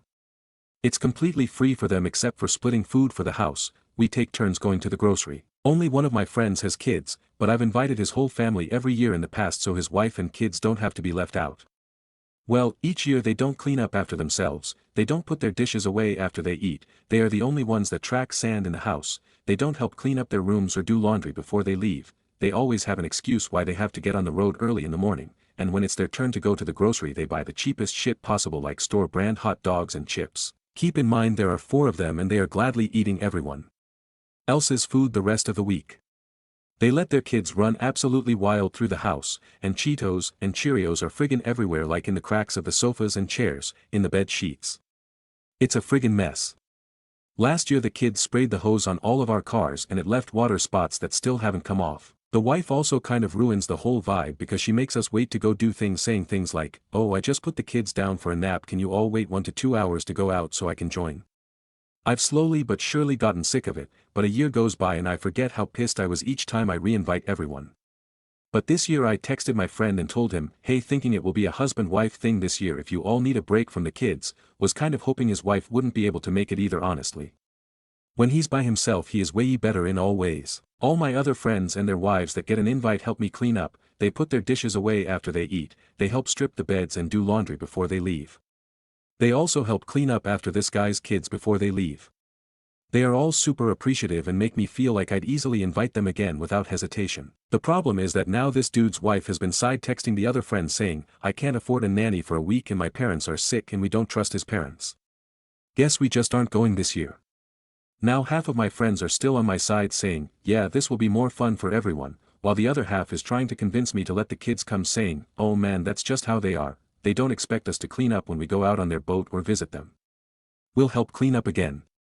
I'm sticking to my guns for now, am I being an asshole here? Stories number 17. How do I, M37, tell my wife, F38, that I don't want to move to US without sounding like an unsupportive husband? My, M37, wife, F38, was recently offered a position at a major corporation in California. She's currently working as a chemical engineer in Dublin, earning a very competitive salary. The only catch, at least for my wife, is that there's little to no room for professional growth in her current job because she's already reached the highest position available in her department. A few months ago, she mentioned looking around for a new job as she was feeling really burnt out with her present role. As her husband, of course I wholeheartedly supported her. She never really mentioned anything about US, or that she was even applying to a position in California. Now, ever since she received her offer a few days ago, she's been really happy and excited about possibly moving there. Despite my concerns, I've been very supportive because I did not want her to think that I'm not happy for her. Because I am. But I really don't want to move to US. My wife and I are originally from the Philippines. We have 2 little girls who were born here in Ireland. The eldest will be starting primary school this year and I worry that if we ever move, she will have a hard time adjusting to a completely different country. In addition, with the current political climate, I'm scared that she might be bullied for being an immigrant. Not that it can't happen here, but the chances of it happening in US is more likely. Our parents also frequently visits us here from the Philippines and they get to be present in our children's lives. But again, with its current political climate, if we move to US, it might be difficult for our parents to apply for a tourist visa and fly in to visit us. My wife is really happy and it fills me with joy seeing how excited she is, especially after hearing her complain about how unfulfilling her current job is for months on end. But I honestly don't think moving our family to the United States is the move. How do I tell her this without sounding like an unsupportive husband? Top comments. Commenter 1. Your wife is not paying attention to what the US government is doing to the scientific community right now. She's also not paying attention to what the US government is doing to California either. Do not bring your family here, stay where it is stable. Commenter 2. You just need to tell her the reasons why you don't want to move to the US. She will find other opportunities. Commenter 3. I'm curious if she'd even be able to get a work visa right now. Personally, I wouldn't count on getting one for your whole family, and even if you did it could get taken away without y'all even being notified first. Look up what's happening to foreign academics and students, it's not good. Then there's COL in California plus healthcare expenses which will be a shock after living in Ireland. Realistically, this is the worst time possible to consider coming to the US and you would be putting yourselves and your children in actual danger. ICE does not care if you're here legally and due process is not guaranteed. Also, if either of you have posted anything political online that goes against the administration's policies in any way, you're not getting in or you're getting deported without making it through customs. She needs to look elsewhere. You're not being unsupportive, you're being smart. Commenter 4. They're currently sending the National Guard to quell people who are trying to prevent ICE from taking away immigrants who may even be here legally. It is absolutely not a safe time for anyone to immigrate to the US, especially to California. Do not come here. Look up current events and have a sit-down meeting with your wife. Discuss whether it would be possible to work for this new place remotely. Update. Hello everyone. Thank you so much for all the advice on my previous post. I made that post at the break of dawn and I think I was even half asleep, so I apologize for the lack of details. I didn't expect it to receive so many comments and I can't reply to all of them, so I'm making a separate post to answer some of the common questions plus give some updates. The company she will be working for is in Sunnyvale, California. Her estimated first-year package is close to $500,000. They are offering to cover moving expenses for our family of 4, and once in California, we will have temporary housing for 60 days. She will also be given a $30,000 sign-on bonus. Both of these, the relocation assistance and sign-on bonus, is subject to a retention clause. I think she has to work for the company for at least 24 months, otherwise, she has to repay them. Her base salary is going to be $410,000. More than twice her current wage. Immigration-wise, the company will sponsor her H-1B visa and Perm Green Card sponsorship will be available after 24 months of employment. She will also have unlimited PTO and health insurance will be 100% covered by her employer. Lastly, they are also offering her RSUs, vested for 4 years, and a 401k package. Currently, we earn just over €520,000 per year as engineers. I work remotely as a software engineer for a US-based company, but that arrangement may be impacted if we relocate to the United States, since I likely won't be permitted to work under an H-4 visa. We also fully own a 6-bedroom home in Dublin. Moving to California would mean going back to paying rent or taking on a mortgage again. We've also been to California several times before and my wife loves the fact that it's home to many Filipinos. She says that she'd like for our kids to grow up around other Filipino kids. Plus, she's been away from the Philippines for so long. She did her PhD in Singapore for 5 years and 2 years after that, we moved to Dublin. I think the idea of being around our own folks really makes the idea of moving to California more enticing. Anyway, I brought up my concerns to her today, and we've actually been discussing them since this morning. She seems genuinely intent on accepting the job. I asked her whether she's drawn to it because it truly excites her, or if she's just eager to escape her current role. As others mentioned in my previous post, what if we go through the stress of relocating to California, only for her to end up hating this job too? I told her that if her main reason is just wanting to leave her current position, she can just quit. In fact, I've been encouraging her to quit her job ever since she told me how burnt out she was last year. I had even suggested that we take a month off back in the Philippines to reset and help her recover before job hunting again. Hell, she can take a year off from working for all I care. I don't mind at all. She's incredibly accomplished, with an impressive resume. I truly don't think she'd have much trouble finding something new and more fulfilling and is not in the United States once she decides to work again. The only answer she could give me regarding my question was an I don't know. We've run the numbers and she believes that it's doable, even on a single income. After reading all the comments on my previous post, I'm convinced that even with a $400,000 annual salary, we will not be able to maintain the same lifestyle as we have in Dublin. We travel often, and our eldest does a lot of activities over the year such as sports and musical lessons. We're also planning to send her to a private school. I'm scared that if we try to continue living the same way as we did in Ireland, we'd run through our savings fast if we go this route. Thankfully, after showing her the news and what's been going on in US right now, plus the school shootings, she agreed that it might not be a good idea to go as a family.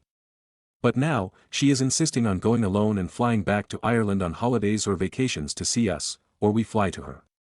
Honestly, I am really upset that she would even suggest this. Especially when our eldest is just about to start school. She'd be missing out on so much as a parent. I asked her what will be the long-term plan for us if she decides to go that path, because we can't realistically sustain a long-distance setup forever. I guess that struck a nerve. She snapped and told me that if I don't want her to take the job, I should just say so instead of pretending to support her while constantly trying to talk her out of it. I'm honestly so tired and upset. I'm really trying to keep a level head and meet her halfway, but I need her to do the same for me. She's usually very rational about things, so this current outburst plus the sudden urge to move to California confuses me so much. We're at a stalemate right now, but I fear that if she continues to insist on going to California on her own, I'd eventually just fold and agree to moving there as a family. I love my wife and my daughters and I really don't want them to be apart from each other. She has until the end of the month to decide, so I'm hoping she has a change of heart by then. Thank you all for your support, advice and kind words. Top comments. Commenter 1, so many of those benefits in her compensation package depend on 24 plus months of employment. That alone is too much risk to move. If this job doesn't work out for any reason, you could be on the hook to repay this company a significant amount of money and be left in the lurch regarding visas and income. Even beyond all the other very valid social and political reasons to never step foot in the US, that alone would be enough for me. You have real stability right now. Don't sacrifice that for any reason. Commenter 2, I realize this is like the least important part, but I feel obligated to point out, just FYI, unlimited PTO in the US effectively means, it's on paper unlimited, but will guilt you and make you feel like you're not a team player and make you feel like you're taking too much and try to convince you to reschedule it. It's a setup designed to minimize how much PTO you actually take because you feel guilty and anxious about using too much. Edit, and as others have pointed out, can be a tactic to avoid you banking up any actual payable PTO. Likewise, free insurance doesn't mean free healthcare. The policy likely has a deductible and an out-of-pocket limit that need paid. You may be limited to in-network providers with an insurance company, or have much less coverage otherwise. Some services, drugs, etc. may not be covered. Dental vision coverage is separate, etc. This can be a real problem if you need a $100,000 surgery and your insurance decides you don't actually need it according to them. In seriousness though, your wife's insistence on moving, even at the cost of her family, is strong enough that I'd seriously wonder if there's a mental health component to this that needs to be addressed sooner than later. Would she be open to therapy? If I were in your shoes, I would be frank with her. Yes, you don't want her to take the job. Not because you're unsupportive, but because it's appending your family life for literally no benefit and some substantial risks. Her excuses for wanting to go, I want my kids to grow up near Filipino kids, don't hold up, if her kids don't actually live there. I'd be clear, what she's proposing is, effectively, breaking up because you're not going to be in an LDR with your wife indefinitely, because that's crazy. You're not telling her she has to stay at a job she hates, although plenty of adults have to do that. You're not trying to restrict her career or movements. You are telling her it doesn't make sense to move to another country for no clear benefit and some real downsides. You're telling her she's a grown adult and parent and spouse now and can't just run off and live in another country and act like that's totally rational and going to work out and not going to hurt you and the kids. Commenter 3, there is a huge difference between being an unsupportive spouse and not supporting a particular major life-changing action. Her calling it unsupportive is really misleading and manipulative. Such major decisions in a family must be agreed upon by the adults, and her just insisting that she would go as far as doing it on her own and leaving her family tells me she is likely already checked out of the family. I have been in the high-tech industry in the US for over 40 years, most recently in executive roles in major companies and responsible for hiring hundreds of people. I almost certainly would know whatever company is making such an offer, and may have even worked there at one time. I personally have stayed away from the Bay Area even though I have had many offers to go there. I would highly recommend that she reconsider the offer unless you are also fully on board. I suspect she is merely looking at numbers and not fully considering the lifestyle change of what it means to live in the Bay Area. Frankly, you couldn't pay me enough to live there, and I have been there hundreds of times. Stories number 18. Aita for refusing to let my friend use my Netflix after she lectured me about being financially irresponsible. I, 25F, have this friend, Jess, 26F, who I've known since high school. We've stayed close-ish over the years, mostly through group chats, brunches, and meme-sharing vibes. She's always been a little judgy. But like, in a, I'm just being honest, kinda way. Anyway, we were talking last week and I casually mentioned I'd ordered a couple of new skincare products that were on sale, my little treat, you know? She immediately went into this whole thing about how I need to be smarter with my money, how I shouldn't be buying stuff I don't need, and that's why people our age can't save. Like okay, Dave Ramsey, chill, I just let it go.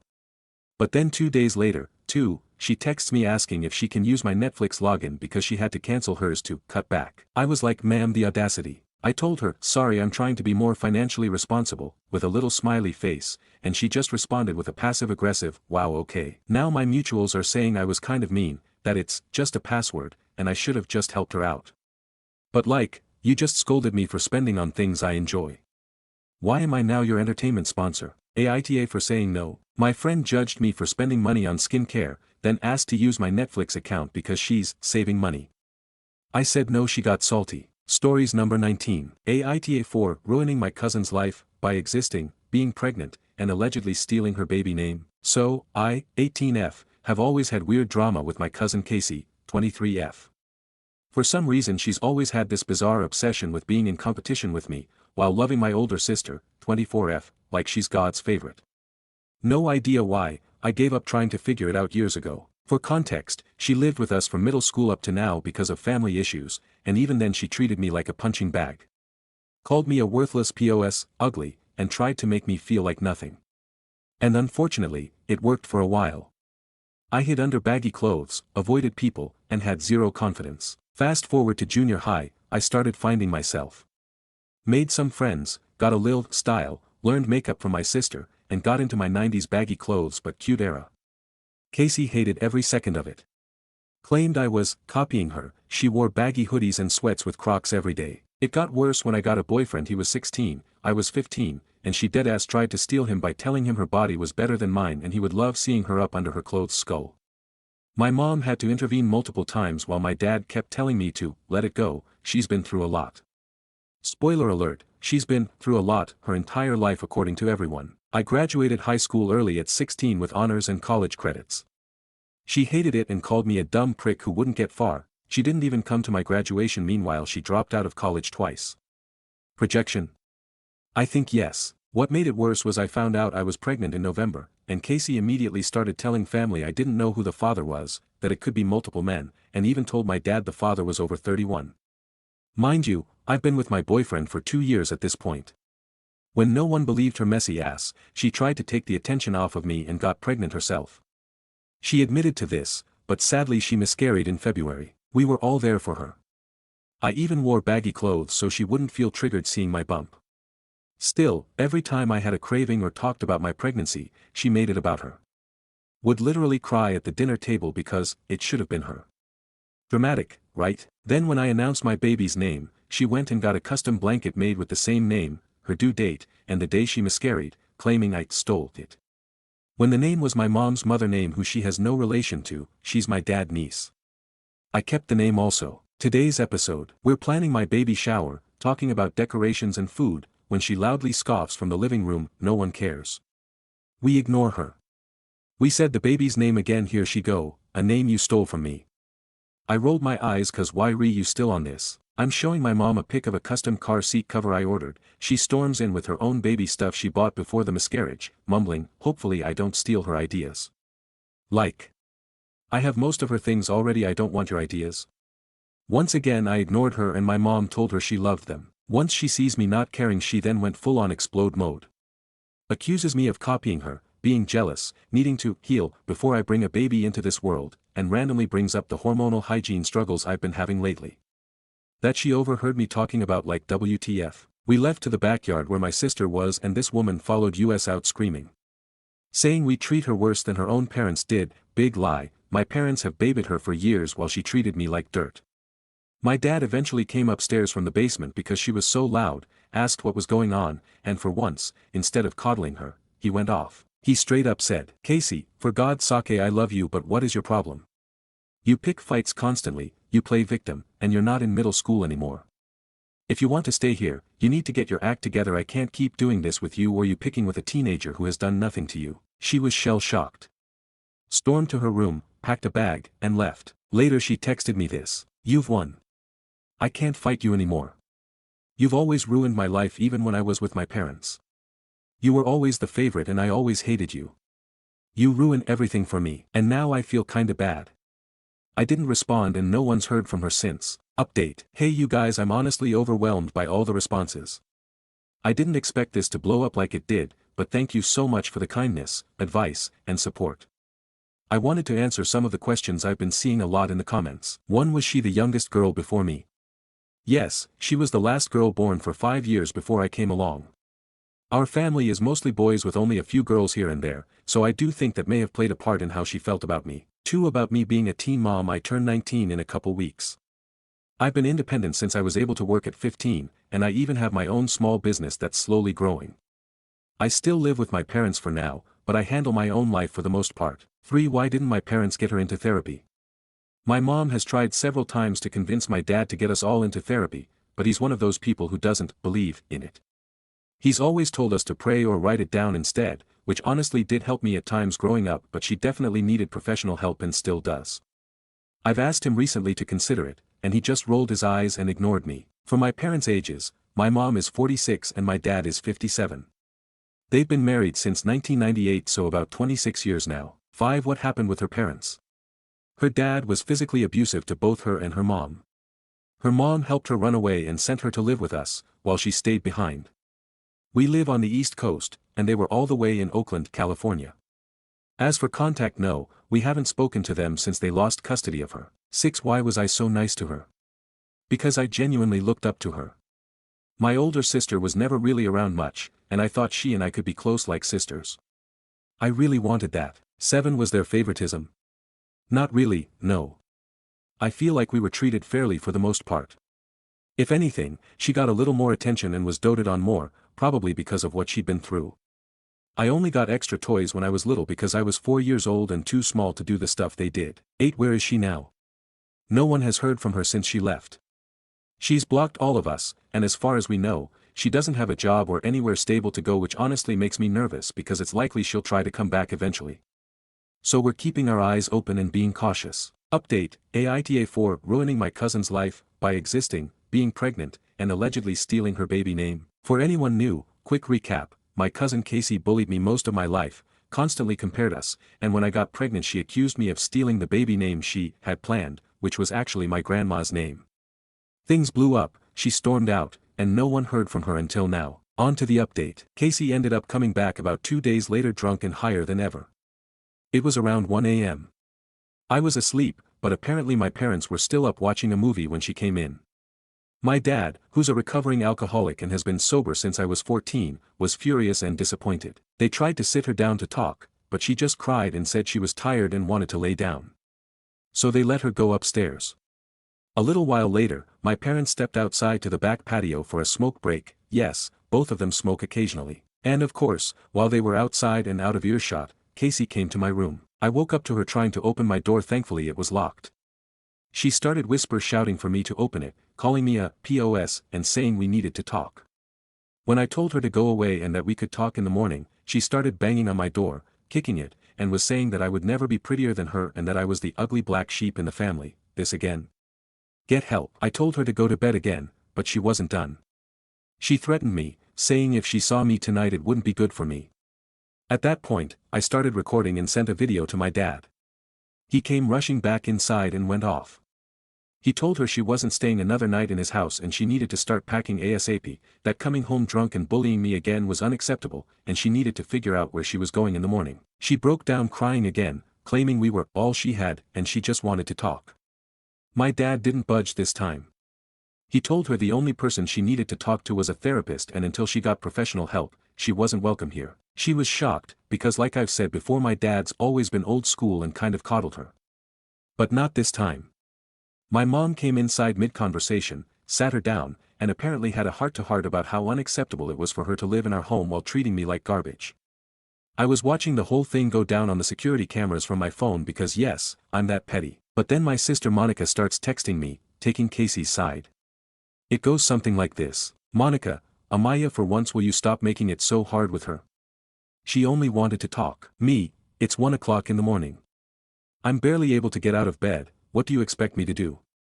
I don't want to talk. Monica, I'm tired of you playing the victim like you're so innocent in this. Get over yourself. You're exhausting and it's getting harder to deal with. Me, what have I done, Monica? I've cooked for y'all, cleaned up after y'all, always tried to be nice, and neither of you do anything for me. If anything, you're exhausting. You're 24, you've got a degree, you won't even use it. Be real. Stop texting me goodnight. I cried. I always looked up to both of them, even after everything. But this was my breaking point. So here's where we're at now. Casey left the next morning to go stay with a friend. She's been texting and calling my parents, begging them to reconsider. But they're standing firm. If she wants to be part of this family, she needs therapy first, no exceptions. As for Monica, we haven't spoken since those texts.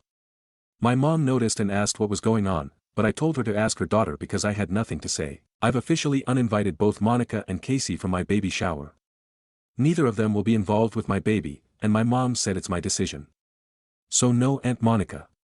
No Cousin Casey. My dad's standing firm too. No more excuses, no more drama. And me? I'm focusing on my pregnancy, my business, and reclaiming my peace. This is supposed to be a happy time for me, and I'm done letting them take that away. I deserve to be excited about this baby without guilt. Thank you to everyone who's been so kind, offered advice, and reminded me I don't have to tolerate this treatment. It means more than you know. Stories number 20. Aita for attending my kid's birthday party with my ex-wife, co-parenting. I, 36M, have 2 kids with my ex-wife. The kids are 8 and 5 years of age. We divorced over 2 years ago and have been in a co-parenting situation ever since. There is no big conflict between me and my ex-wife, and there has never been one apart of the occasional disagreements about the shared bank account of the kids. No big of a deal, just small issues. The only contact I have with my ex is whenever something has to be arranged for the kids or when we have to keep each other informed, like school stuff, doctor's appointments, etc. So my son, his birthday is coming up and he wants to throw a party for his 6 closest friends from school and his little sister. So 8 kids in total. The day of the party he will be at his mom's house, so she arranged it all. He wants to go to a big playground, something about 20 kilometers, 12.5 miles away from home. My son came up to me and asked if I would attend his party and drive half of his friends to the playground and be there when he celebrates his birthday with his friends. I said yes because I feel like I can't say no to this request. My girlfriend is mad at me for going to my son's birthday party. She doesn't understand why I have to be there. My son will be playing with his friends, leaving me with his mother to sit and wait. According to her, we will be giving off happy family vibes, which hurt her feelings. She says I'm loyal to my ex and I should have my priorities with her. I tried to explain I'm there for my son, but also for myself. I want to be the kind of father who is part of my kids' memories. I don't want to be the father who was never there because I let my dislikings for my kids, their mother, prevail. Aita for attending my son his birthday party while my girlfriend doesn't want me to go. Stories number 21. Got an interview invite, then got CC'd on the "he's out" email. What would you do? So I recently interviewed with a panel of 4 people at a county courthouse for an IT developer role.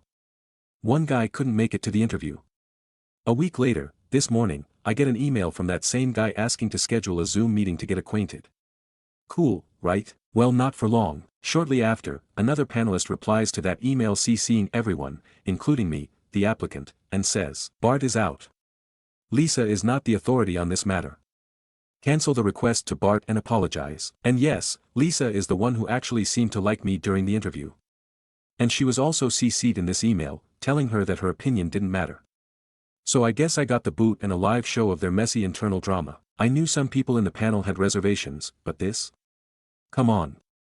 If your team can't even handle email coordination or basic professionalism in a hiring process, why would I want to work there? Not sure if I should hit them with a polite "thanks for the opportunity," or go full scorched earth and call it what it is.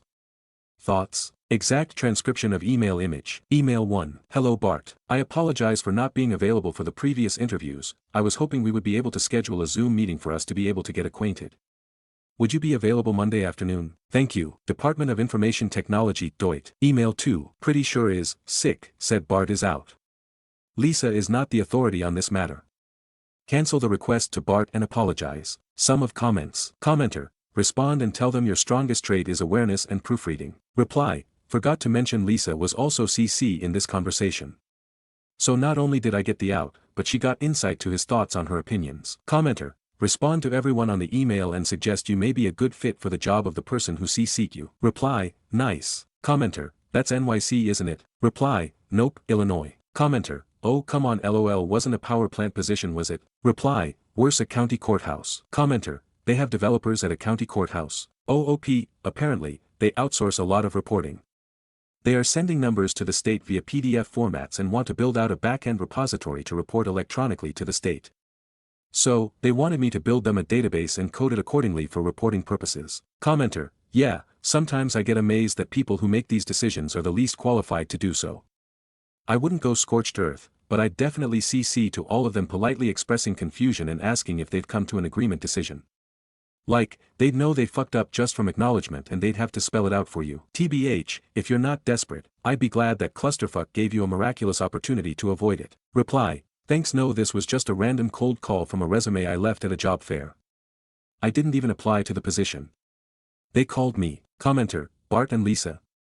Is this The Simpsons? On the off chance this isn't just silly made-up memory using The Simpsons characters. Definitely embarrassed the dick who said Lisa isn't the authority on this with a reply all. ESP, since it's an IT gig. Homie in IT should know how CCs work and sanitize that shit. Reply. would it make it any funnier if I said the job was in Springfield? Winking face. Editor's note, Springfield, Illinois is a real place lol. Commenter, that would basically be proof we live in a simulation or that you're making this up. Grinning squinting face. Make sure to post results from your follow-up. Reply, sometimes the truth is stranger than fiction. OOP updates in a comment 5 hours later. After consideration of all the great ideas, help me decide which one, and should I fire this off when I get the final email or preemptively. Hi all. I was a bit surprised to receive the message clarifying that I'm no longer being considered, especially after the interview and recent outreach. I had been under the impression that there was some interest. In fact, I could have sworn we all agreed Bart was in. Winking face. Clearly, I forgot to mention two of my strongest skills, awareness and proofreading. In any case, best of luck with your hiring process.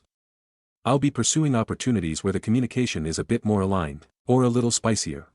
Well, this has been illuminating. After being invited to a second-round Zoom by someone who missed my first interview, I now see I was accidentally included in the message stating, Bart is out, followed by instructions to cancel and apologize. Honestly, I thought we all agreed Bart was in. Apparently not.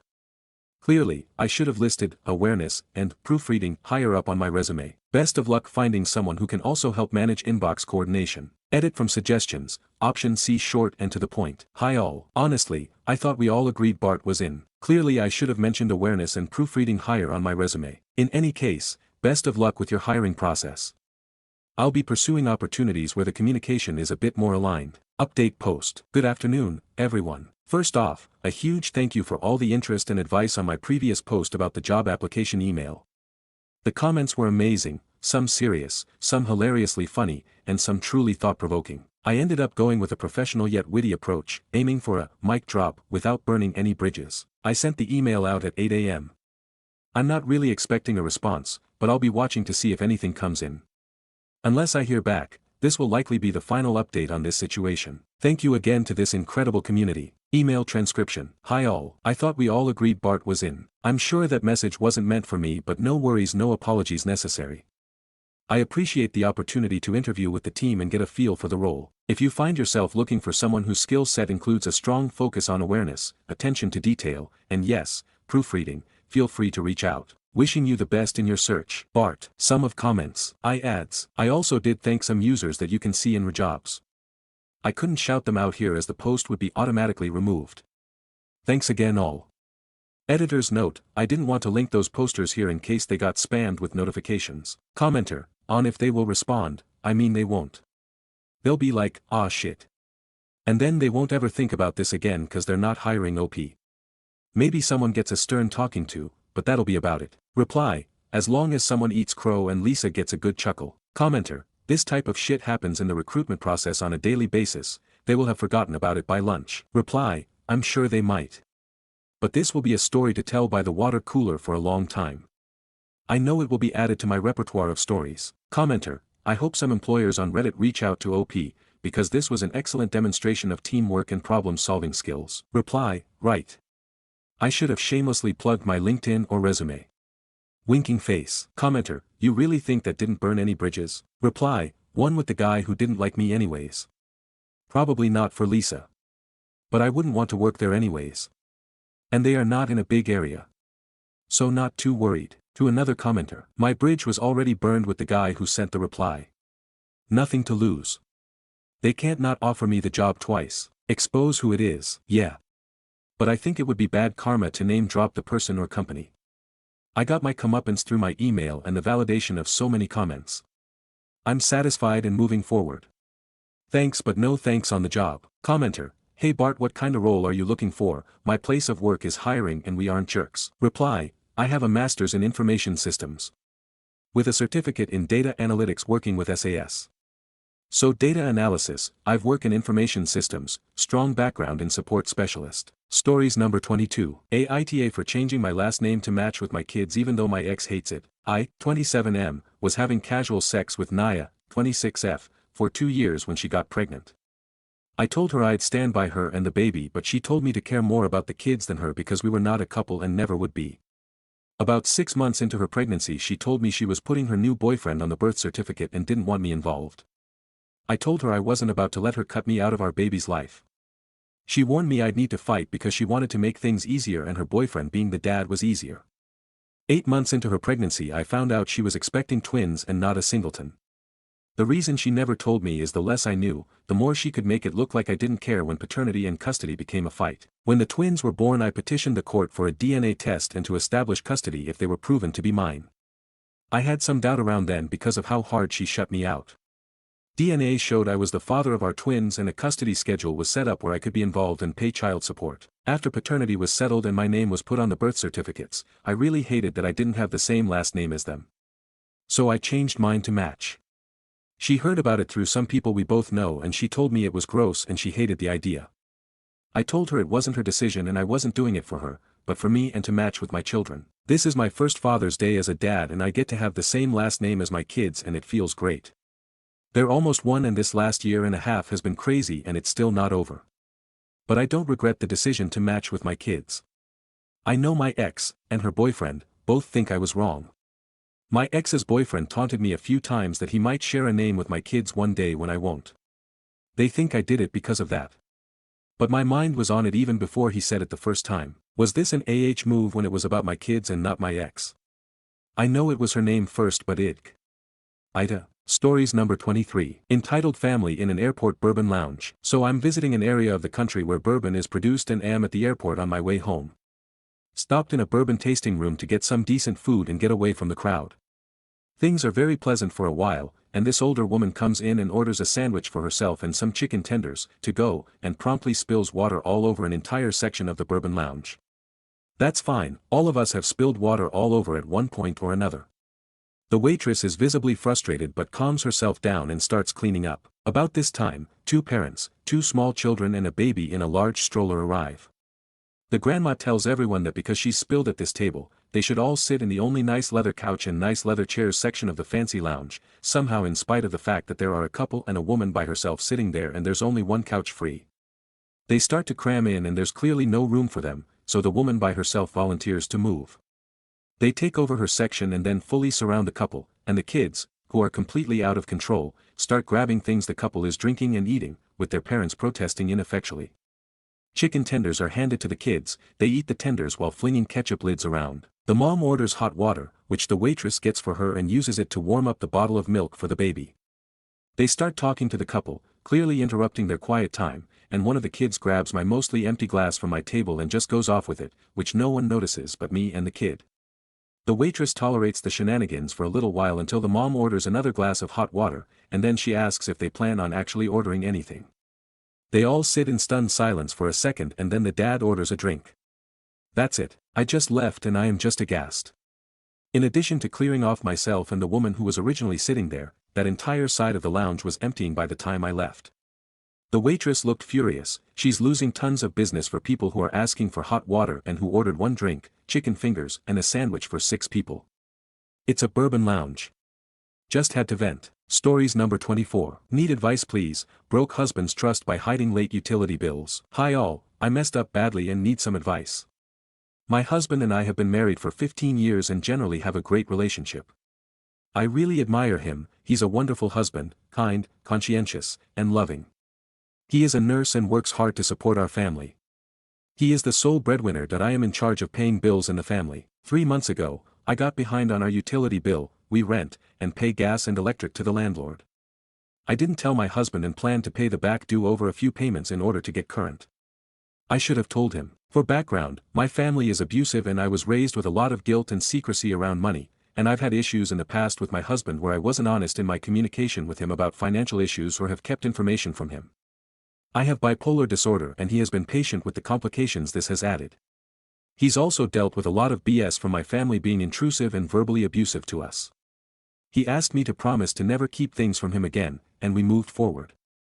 I thought I had been doing much better with these issues and we were really on track until November. Then just after Thanksgiving my mom got sick and died about 7 weeks later from COVID, in January. During this time we were also dealing with major winter storms and our car was crushed by a falling tree. My dad and my sister ramped up their abusive behaviors in the wake of my mom's death. I thought I was generally coping alright but I fell behind on paying our utility bills. I didn't inform my husband. With all the chaotic events, I let myself fall back into old patterns of behavior, secrecy, and was afraid to tell him. I felt like a failure and I should have just told him. Now I am making payments and getting back on track.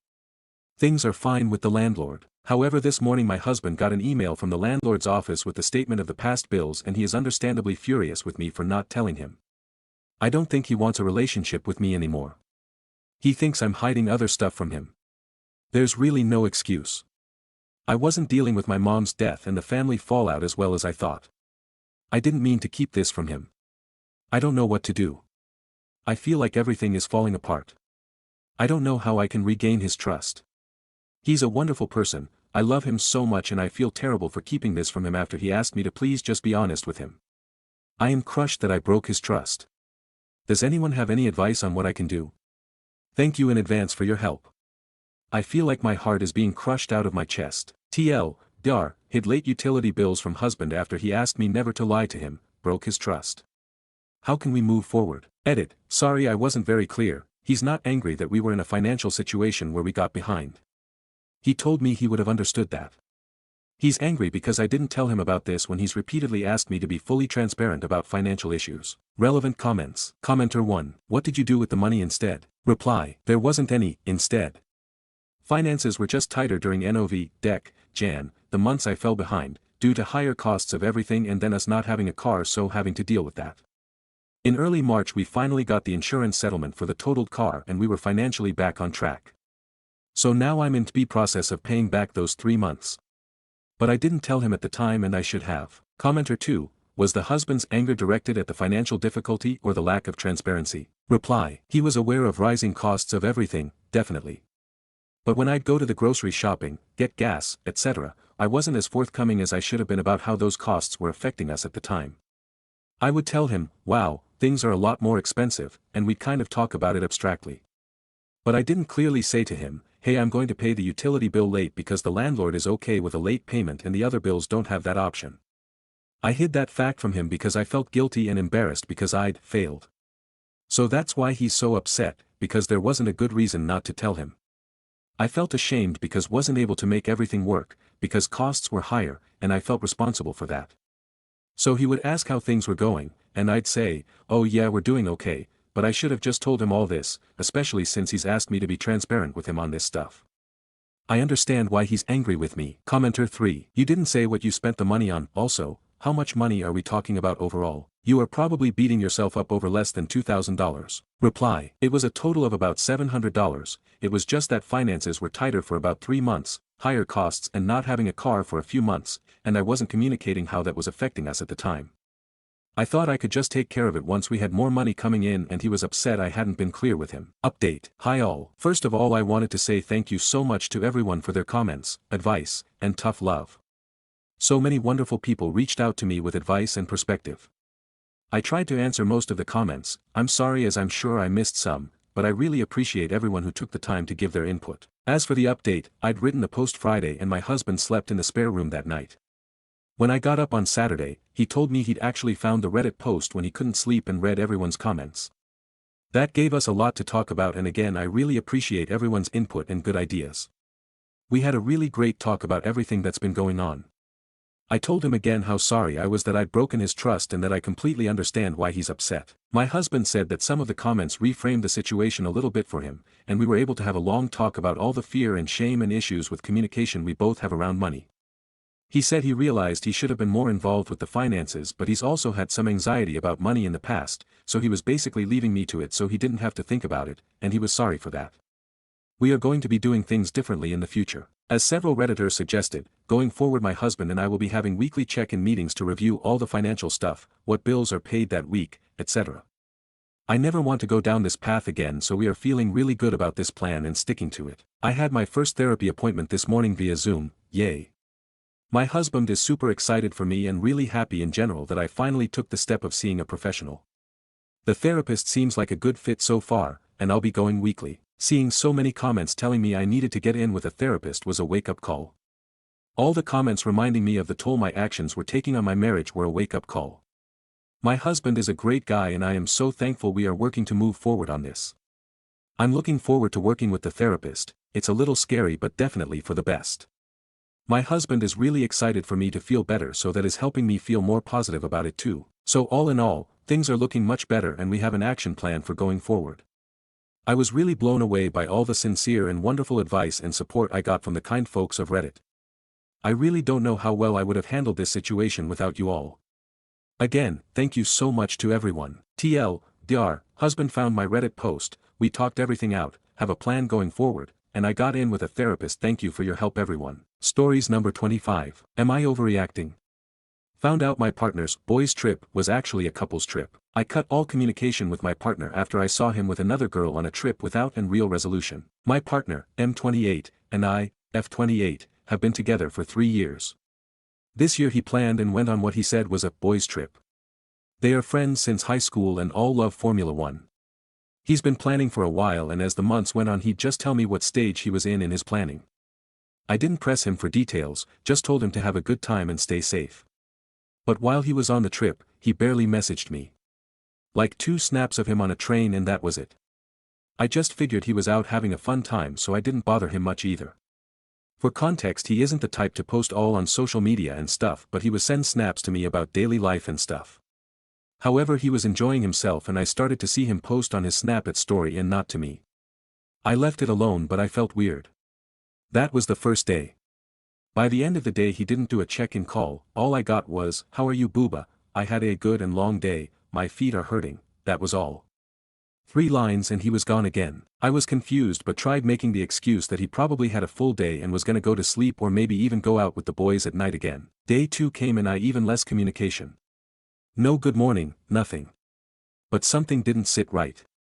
So, I know I probably shouldn't have, I checked out a few of his friends' Instagram stories. That's when it hit me like a truck. Every other guy on the trip brought their girlfriend. It wasn't a boys' trip. It was a full-blown couples trip. Everyone was there with their person, except me. In each of their stories I saw my alleged partner of 3 years, sitting a small restaurant booth with some girl next to him and his arm draped around the back end of the chair. Not just that, but each of his boys had their girlfriends with them. Imagine my shock and confusion. So I take a few breaths and try not to overthink it at first. But I keep staring and I couldn't understand why. The fact that both of his friends captured him, right there, and posted it to their stories. Now my immediate thought was to leave it alone and not cause any drama on his trip, so I kept breathing and trying to calm down, but as I looked at the image of my partner with another woman, I was done. I texted him in frustration telling him if he didn't want to be in the relationship or could have just broken up, he could have just been single and go on the trip. For even more context, he lives in Canada, but came home for a bit before heading back up for his trip. We are long distance, and his boys are from this country and so are their girlfriends, so they all had to fly up except one who also live in Canada with his partner. At this point I was over him and the relationship because he clearly took me for a fool and I felt like I was the butt of the joke because most of them knew me. To be fair, I don't know if he told them we were still together or not. I don't know who the girl is. She could be a friend, she could be more. But honestly, at this point it almost doesn't matter. He didn't tell me the truth. He didn't include me. He made me feel like a secret. And I can't help but wonder if he's been lying for longer than just this trip. Another girl messaged me earlier this year saying she only broke up with him when we started dating, and now I believe her. I didn't confront him right away. I was stunned. I wrote a message saying, "You didn't need to lie. I wasn't keeping you here.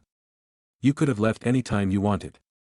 Like cheating was so unnecessary." He messaged me saying, "I love you, and I understand being mad, but it's not what it looks like and you don't have context." He said, "I wasn't touching anyone, there was limited seating and she was just there so we were all sitting," and claimed he was going to give me a full breakdown after the trip. That this isn't fair to either of us for me to create some issue on a trip he was looking forward to and wanted to enjoy. But to me, it already feels done. He gave some BS excuse, the girlfriends coming last minute and the girl being some girl that came with them. But she isn't looking like just an add-on, more like his plus one. He tried to talk it out, but I was genuinely over his lack of communication and clear lies. Even if she happened to just be there, why not communicate all that changed? I am sure at some point in the planning the boys mentioned bring their GFS and you simply chose not include me because you knew what you were doing. He kept saying he doesn't want us to have any issues while on his trip and thinks he should just be able to enjoy what is left of it without me assuming and causing issues because this is a trip he was looking forward to, and even asked if we were good now. So I blocked him on WhatsApp and Snapchat, and I consider the relationship even if we haven't had any official conversation.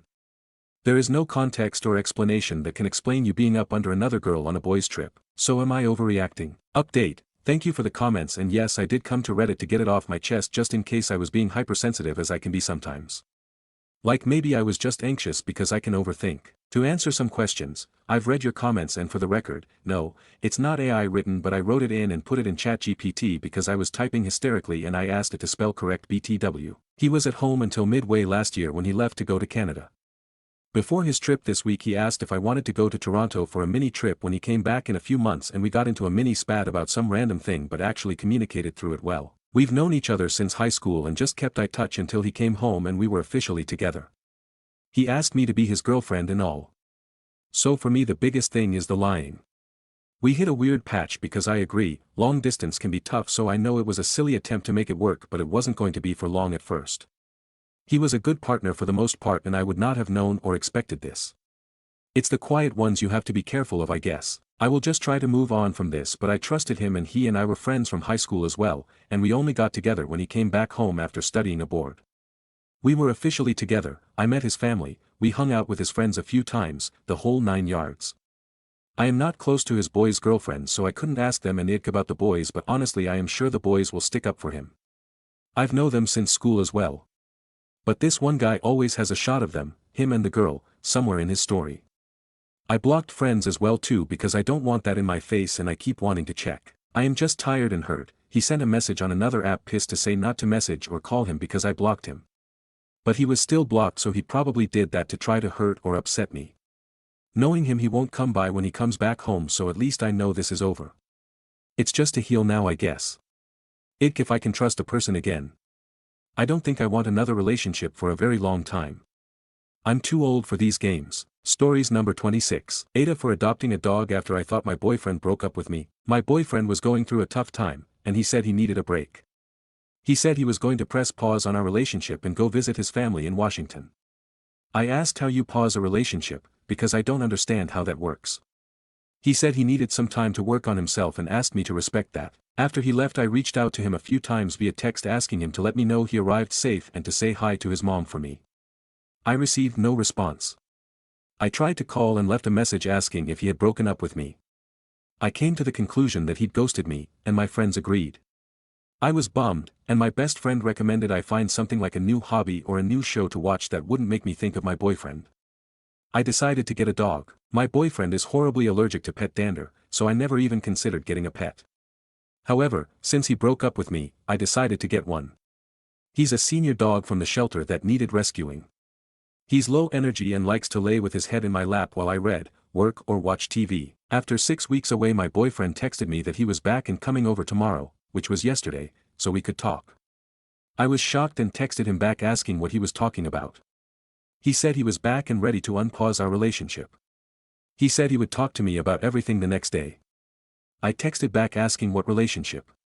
He didn't answer. Yesterday he showed up and told me he had done a lot of self-examination and was ready to move forward on his life path. He even wanted to talk about moving in together. Then he saw my dog and started freaking out.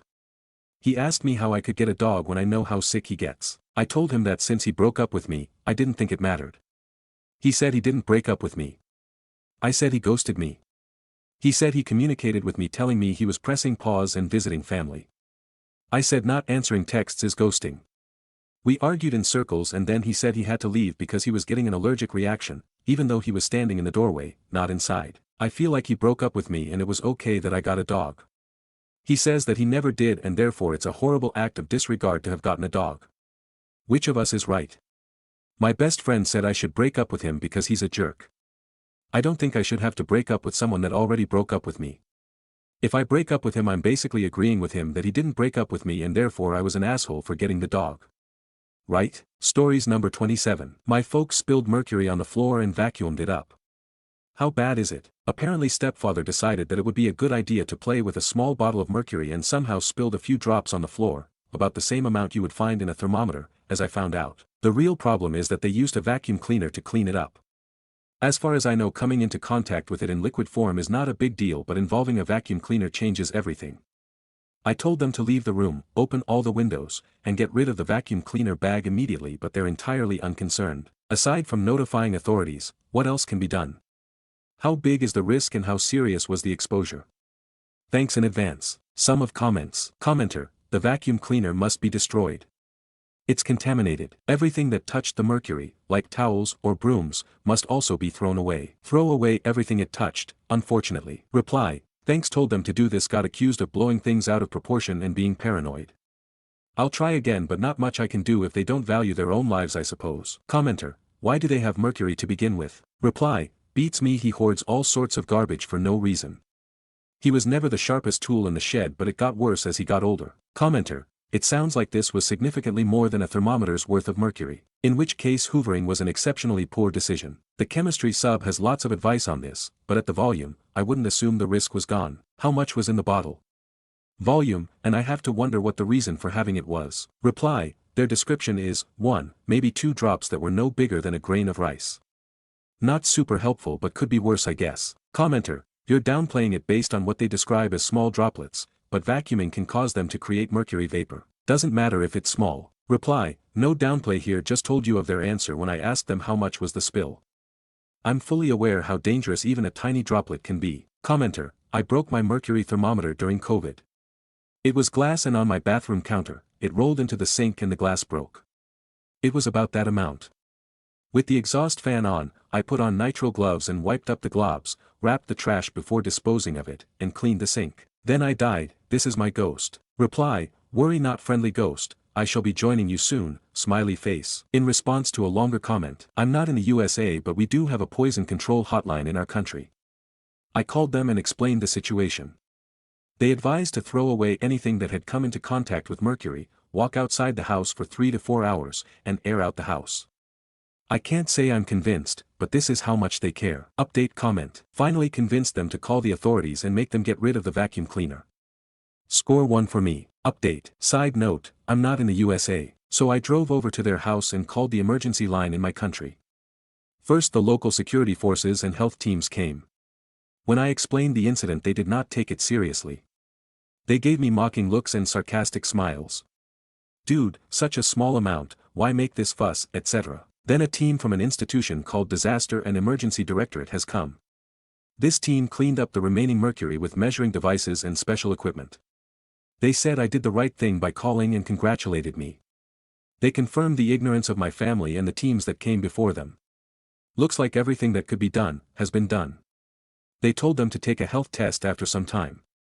Fingers crossed that they will comply. Now another team from the Ministry of Environment is on its way to take the vacuum cleaner and other contaminated stuff. After everything he caused, Stepdouch, Chloe said it best, has the nerve to complain about the bill they will hand them because of me and cost of the vacuum cleaner.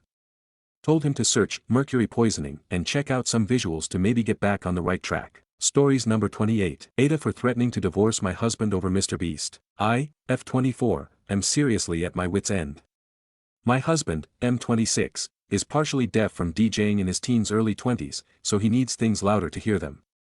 But what I don't get is why that has to mean I'm involuntarily listening to Mr. Beast yelling about burying himself alive or giving away $10,000 to strangers at 9 a.m. on a Sunday. He watches Mr. Beast videos on his phone at like 95 to 100% volume. Not even joking. He'll put a video on while he's in the shower, phone just blasting on the bathroom counter, and I can hear it clearly from 2 floors down. And it's always Mr. Beast. Not different YouTubers.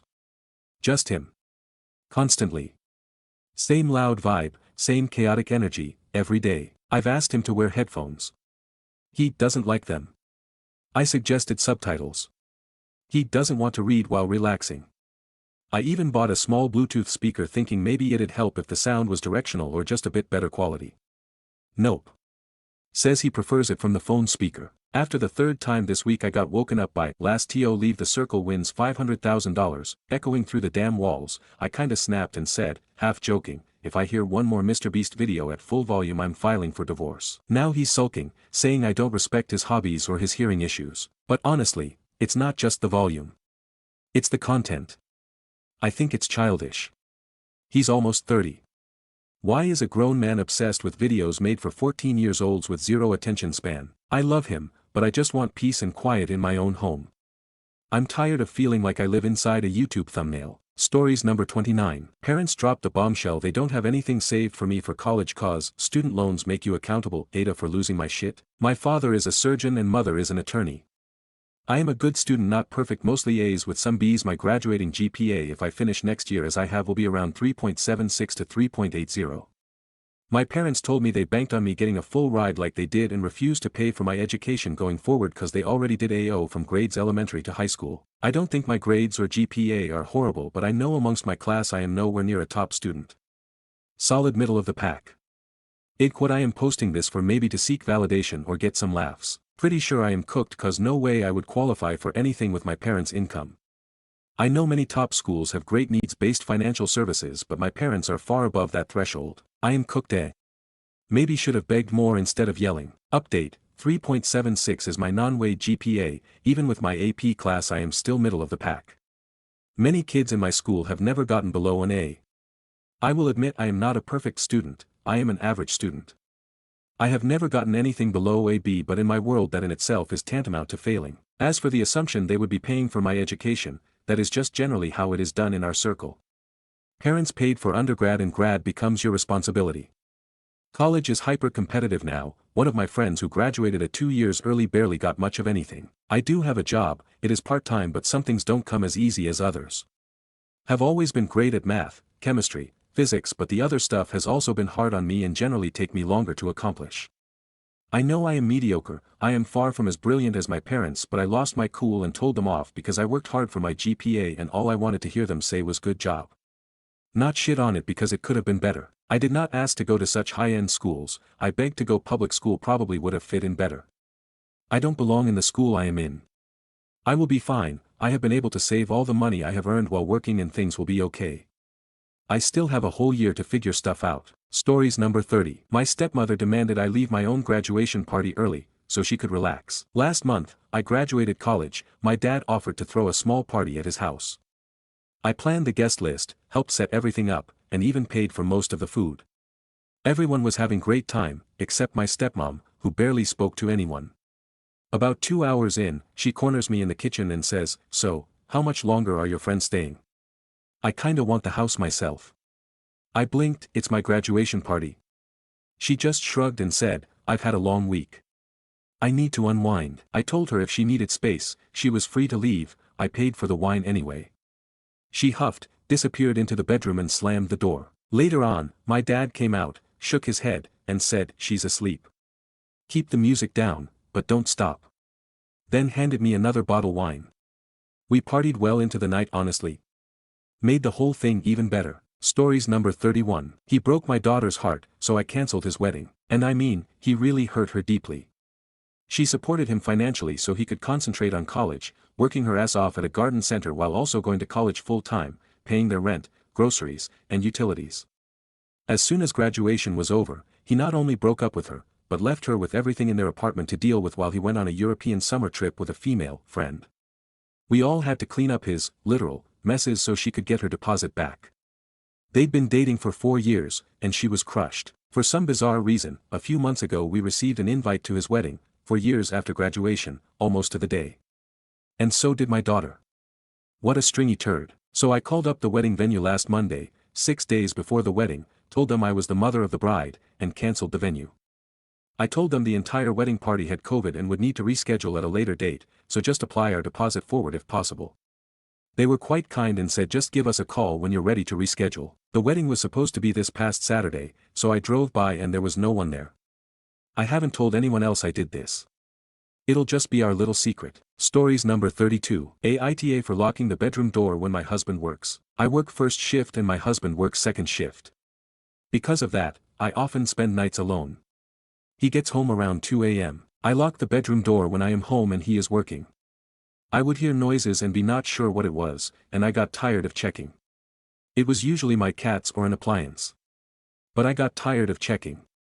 So I lock the door so if I hear a noise, I know it's the cats or an appliance, and if not, I have a locked barrier between me and whatever it could be.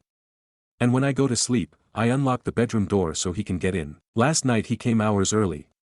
He was cut from work because it was extra slow. I didn't hear him come in through the front door because I had the TV and air conditioner on. If I did hear him, I always go out to say hi and I unlock the door as I do. But I didn't hear him so I couldn't. He tried to get in and found the door locked. It took me a few seconds to pause the TV and get my cat off of me and get up to unlock the door. He started questioning me about why the door was locked and what I was hiding. I told him I wasn't hiding anything, I just lock it when I'm in here and he's working just in case. He doesn't believe me and thinks I was hiding something because it was locked and I wasn't there instantly to let him in. So AITA for locking the bedroom door while my husband works. Stories number 33. I tell work I'm bringing my lunch allowance home because I don't have time, but I do. I 24, F, noticed sometime last year that my wife, also 24, F, wasn't packing proper lunches. She was feeling really weak and ended up being low on iron and other nutrients I imagine. She was taking one slice of chicken and putting it between a tiny slice of bread that would have been lucky to have butter or mayo in it. It's not her fault, I don't pack a lunch, so buying all the ingredients for sandwiches that may just be thrown out because they wouldn't be used in time felt pointless.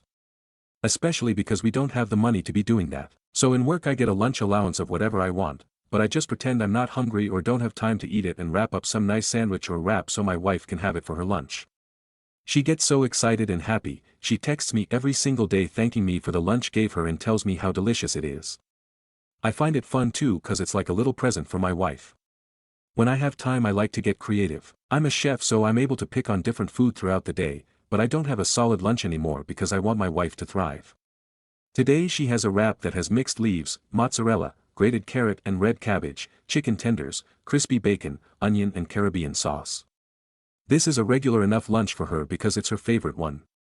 Even though I already know, I can't wait for her text to tell me what she thinks. That woman makes my heart so warm. Edit, she texted me, she loved her wrap. Stories number 34. Turns out living like someone else is the best way to get under their skin. I moved in with my best friend immediately after college.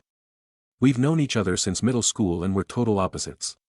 He's the kind of person who typically organizes his closet by color and folds his socks into little cubes. His room looked like an ad in mine. A little messy, a little lived in, perfect and comfortable. He hated that. For weeks, he kept hinting that I should set up my space like his. You'd sleep better and be more productive. Just copy mine exactly. Eventually, I said sure, and that weekend, I went all in, not just similar but totally identical. Same lamp, same blanket, same shelf placement. I print the exact wall quote he had, crooked angle and all. It was oddly satisfying, like completing a weird, personal puzzle. When he saw it, he didn't say much. I think he was flattered at first. Then I started syncing my routine to his.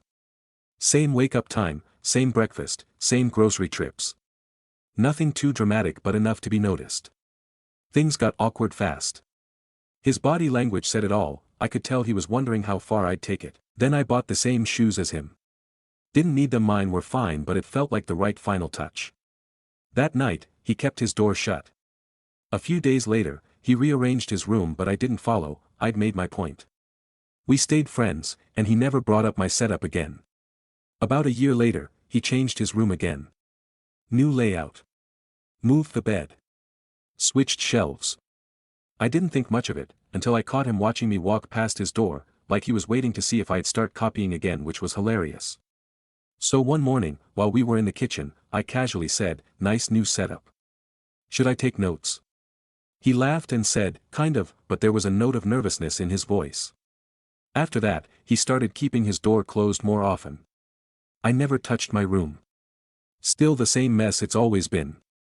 Just wanted to see if he'd flinch, and he did. Stories number 35. Entitled Aunt demanded my birthday cake be replaced with her son's, allergy-friendly, one. I, 16F, recently had a small birthday party with close friends and family.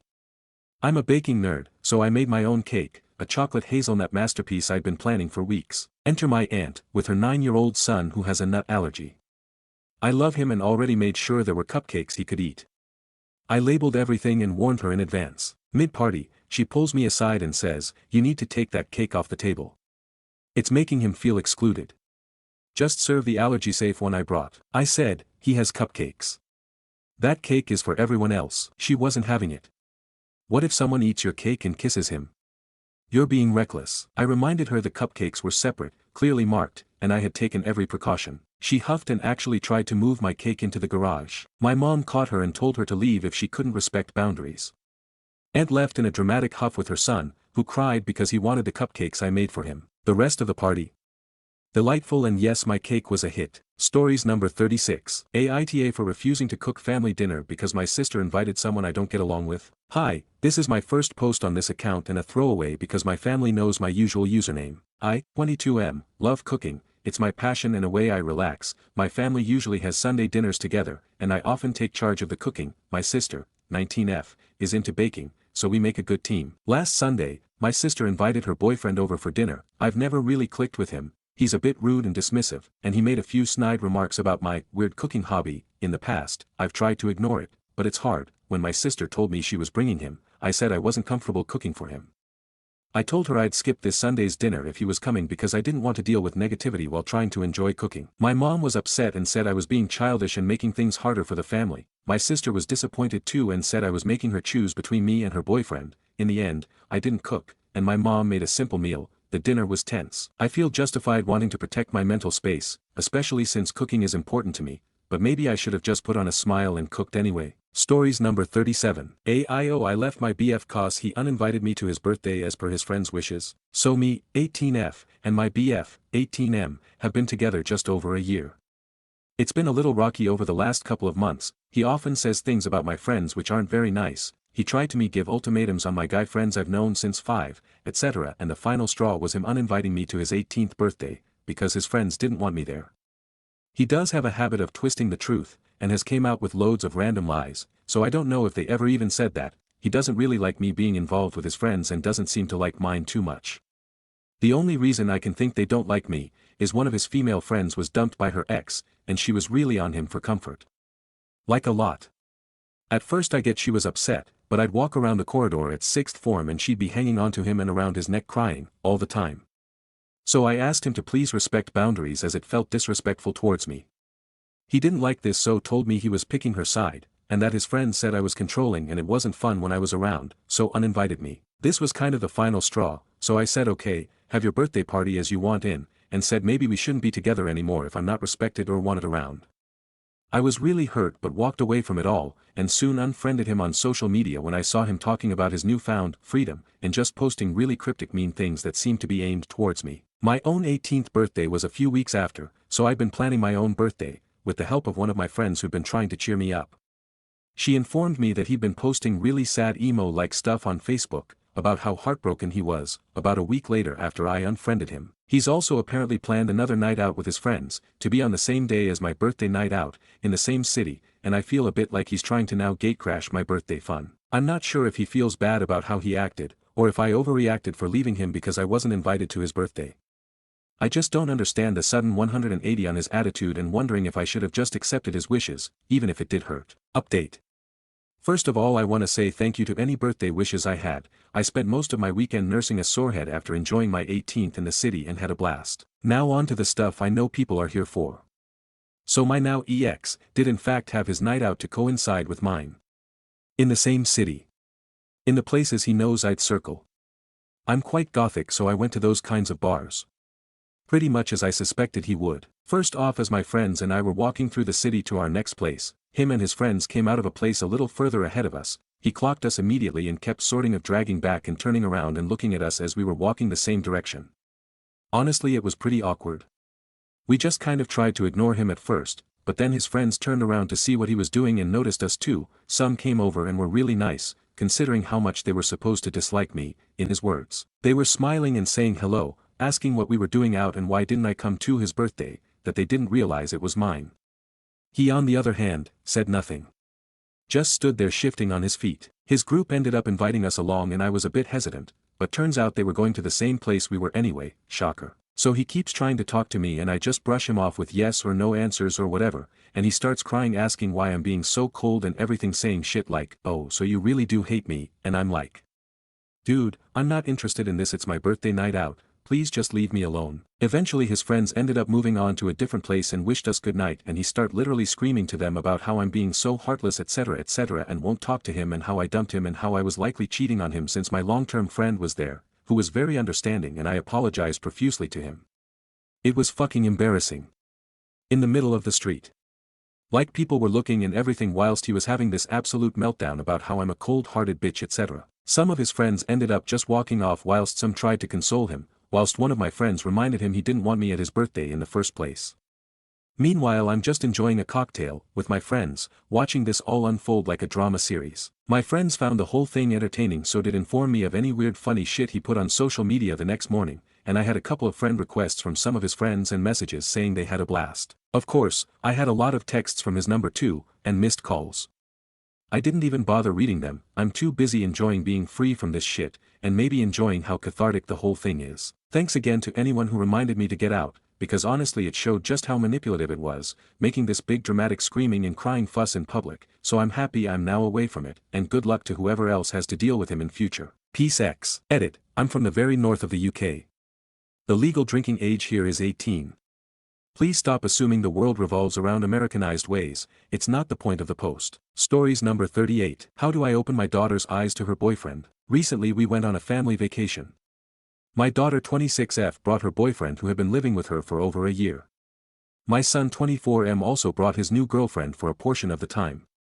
My daughter's BF found my son's girlfriend sitting alone and went to her and casually mentioned that he didn't know why, but everyone kept saying that they were hitting on each other. Son's GF said, no they don't. It was obvious to everyone that she was completely smitten with my son. Another instance was that the BF asked me if I grabbed him by the hips and pulled him to me. When I said no, he then said, you didn't grab me and pull me to you. And then he actually put his hand on my back and kind of made the motion that he was pulling me to him. I took his hand off of me and I said no, and pushed him away. He said, oh it must have been the alcohol. I've been having some weird dreams. There were many other instances that were weird, like him saying my daughter was angry about different things, but when I confronted her, she was for sure not angry. He also asked me to spot him money to go get her an engagement ring. On another note, he left his entire family in NC to move to GA to be with her. He is about to be 25. I believe he loves her, but has issues thinking everyone wants him. My daughter knows everything that went on. She didn't get mad and just rolled her eyes and passed it off. Should I be worried? Stories number 39. Neighbor's dog attacked my dog and my mom's pig, now they're wanting to have my animals put down. What do I do? Other civil matters. My dog was asleep on her bed in my yard, wearing an invisible fence collar inside an electric fence that she respects and doesn't go past. Out of nowhere, my neighbor's pit bull, who I want to clarify I don't blame because I don't have an issue with the breed, just irresponsible owners, walked out of their house because they didn't shut the door. The dog saw my dog, immediately locked on, and ran straight across the driveway into my yard to attack her while she was sleeping. I managed to get the dog off of her fairly quickly, but I didn't have anything to restrain it, so I hit it in the head with a stick until it let go. It had no collar or identification. This dog also has a documented bite history. Of course, my dog tried to defend herself, but she only weighs 36 pounds. The pit bull was over 70 pounds. As soon as I gave my dog a command, she came into a heel beside me and didn't move from that spot until I told her she could. She was under control. Meanwhile, the neighbor is claiming that because my dog defended herself, she escalated the situation. Before I could even check on my dog, I had to go after the pit bull again because it was trying to break into my chicken coop. While trying to get it away from there, it bit me on the thigh. Then it went after my mom's miniature pig.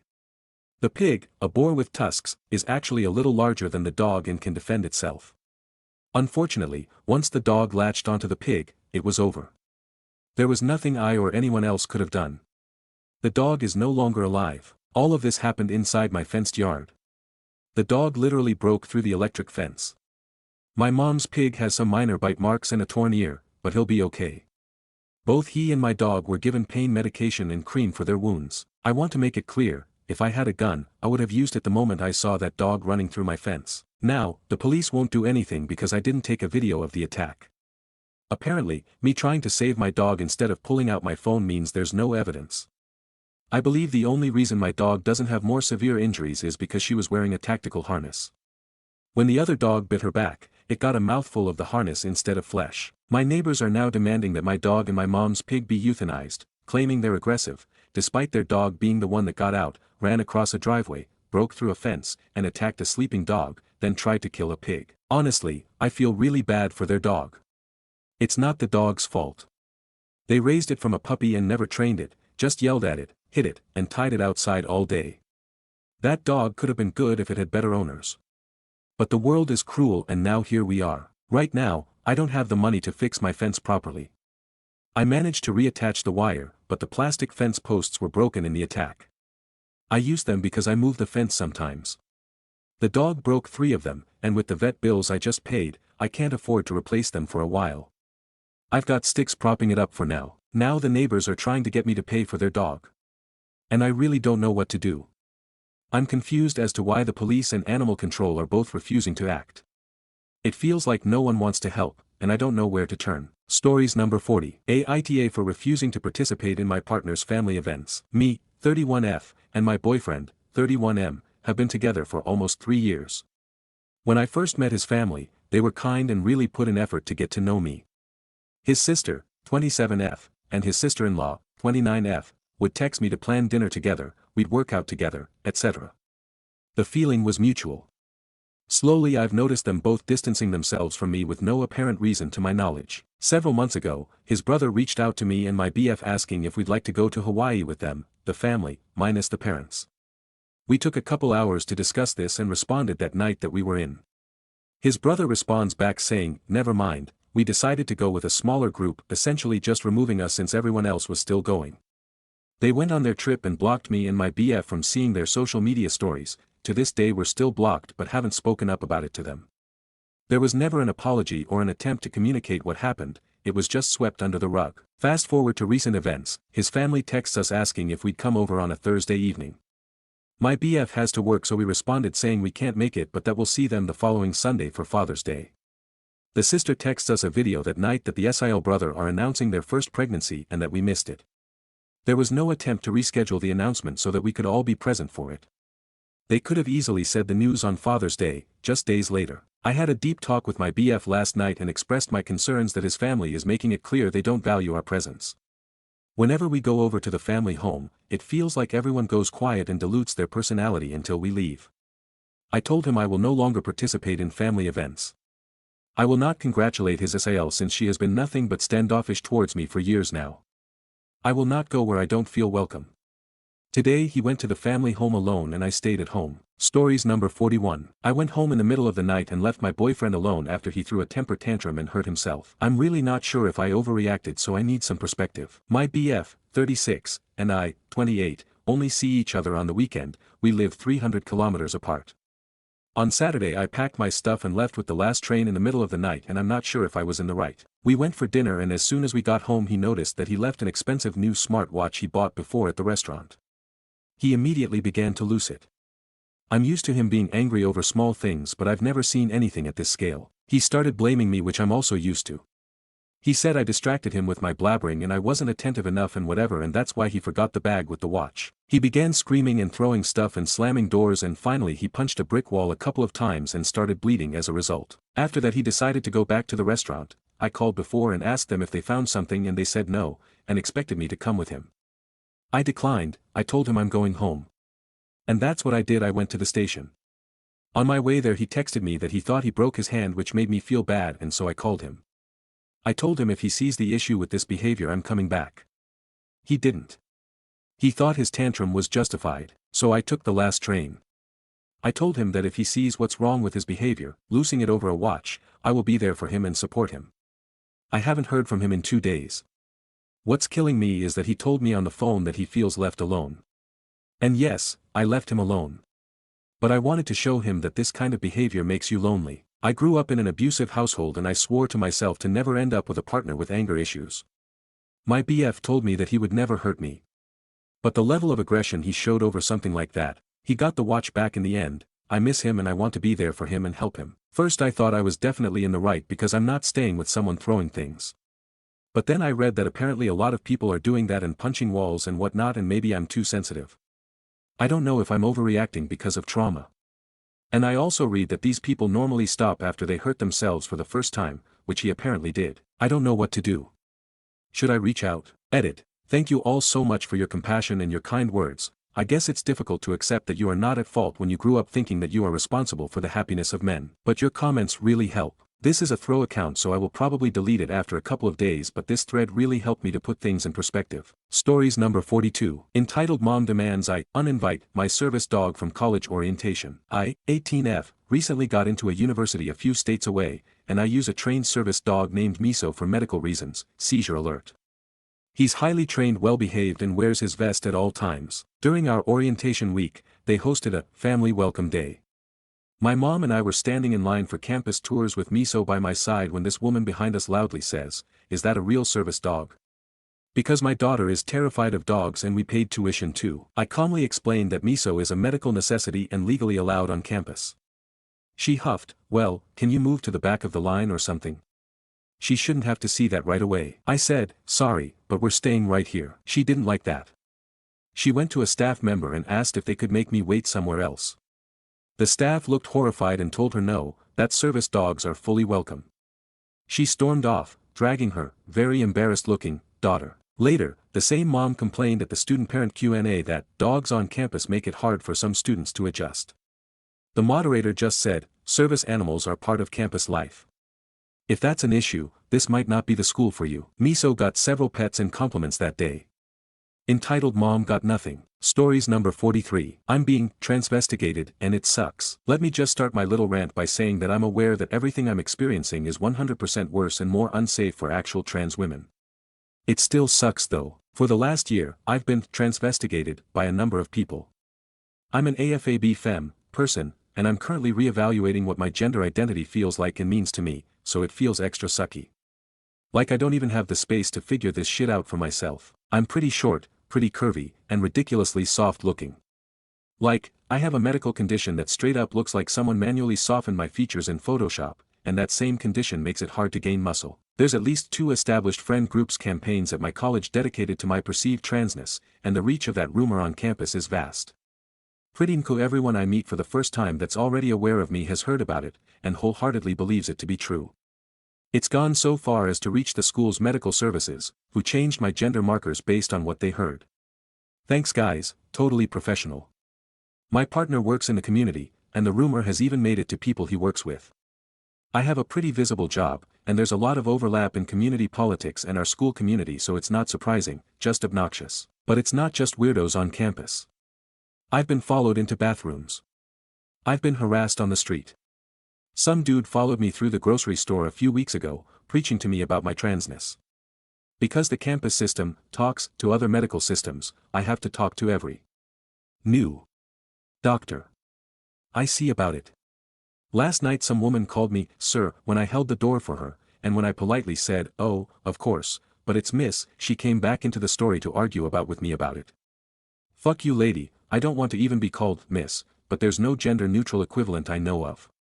I was in a fucking sundress. I'm just so tired of this crap. Stories number 44. Aita for charging my sister rent after she quit her job and moved in. My 30F younger sister, Chloe, 26F, recently moved in with me.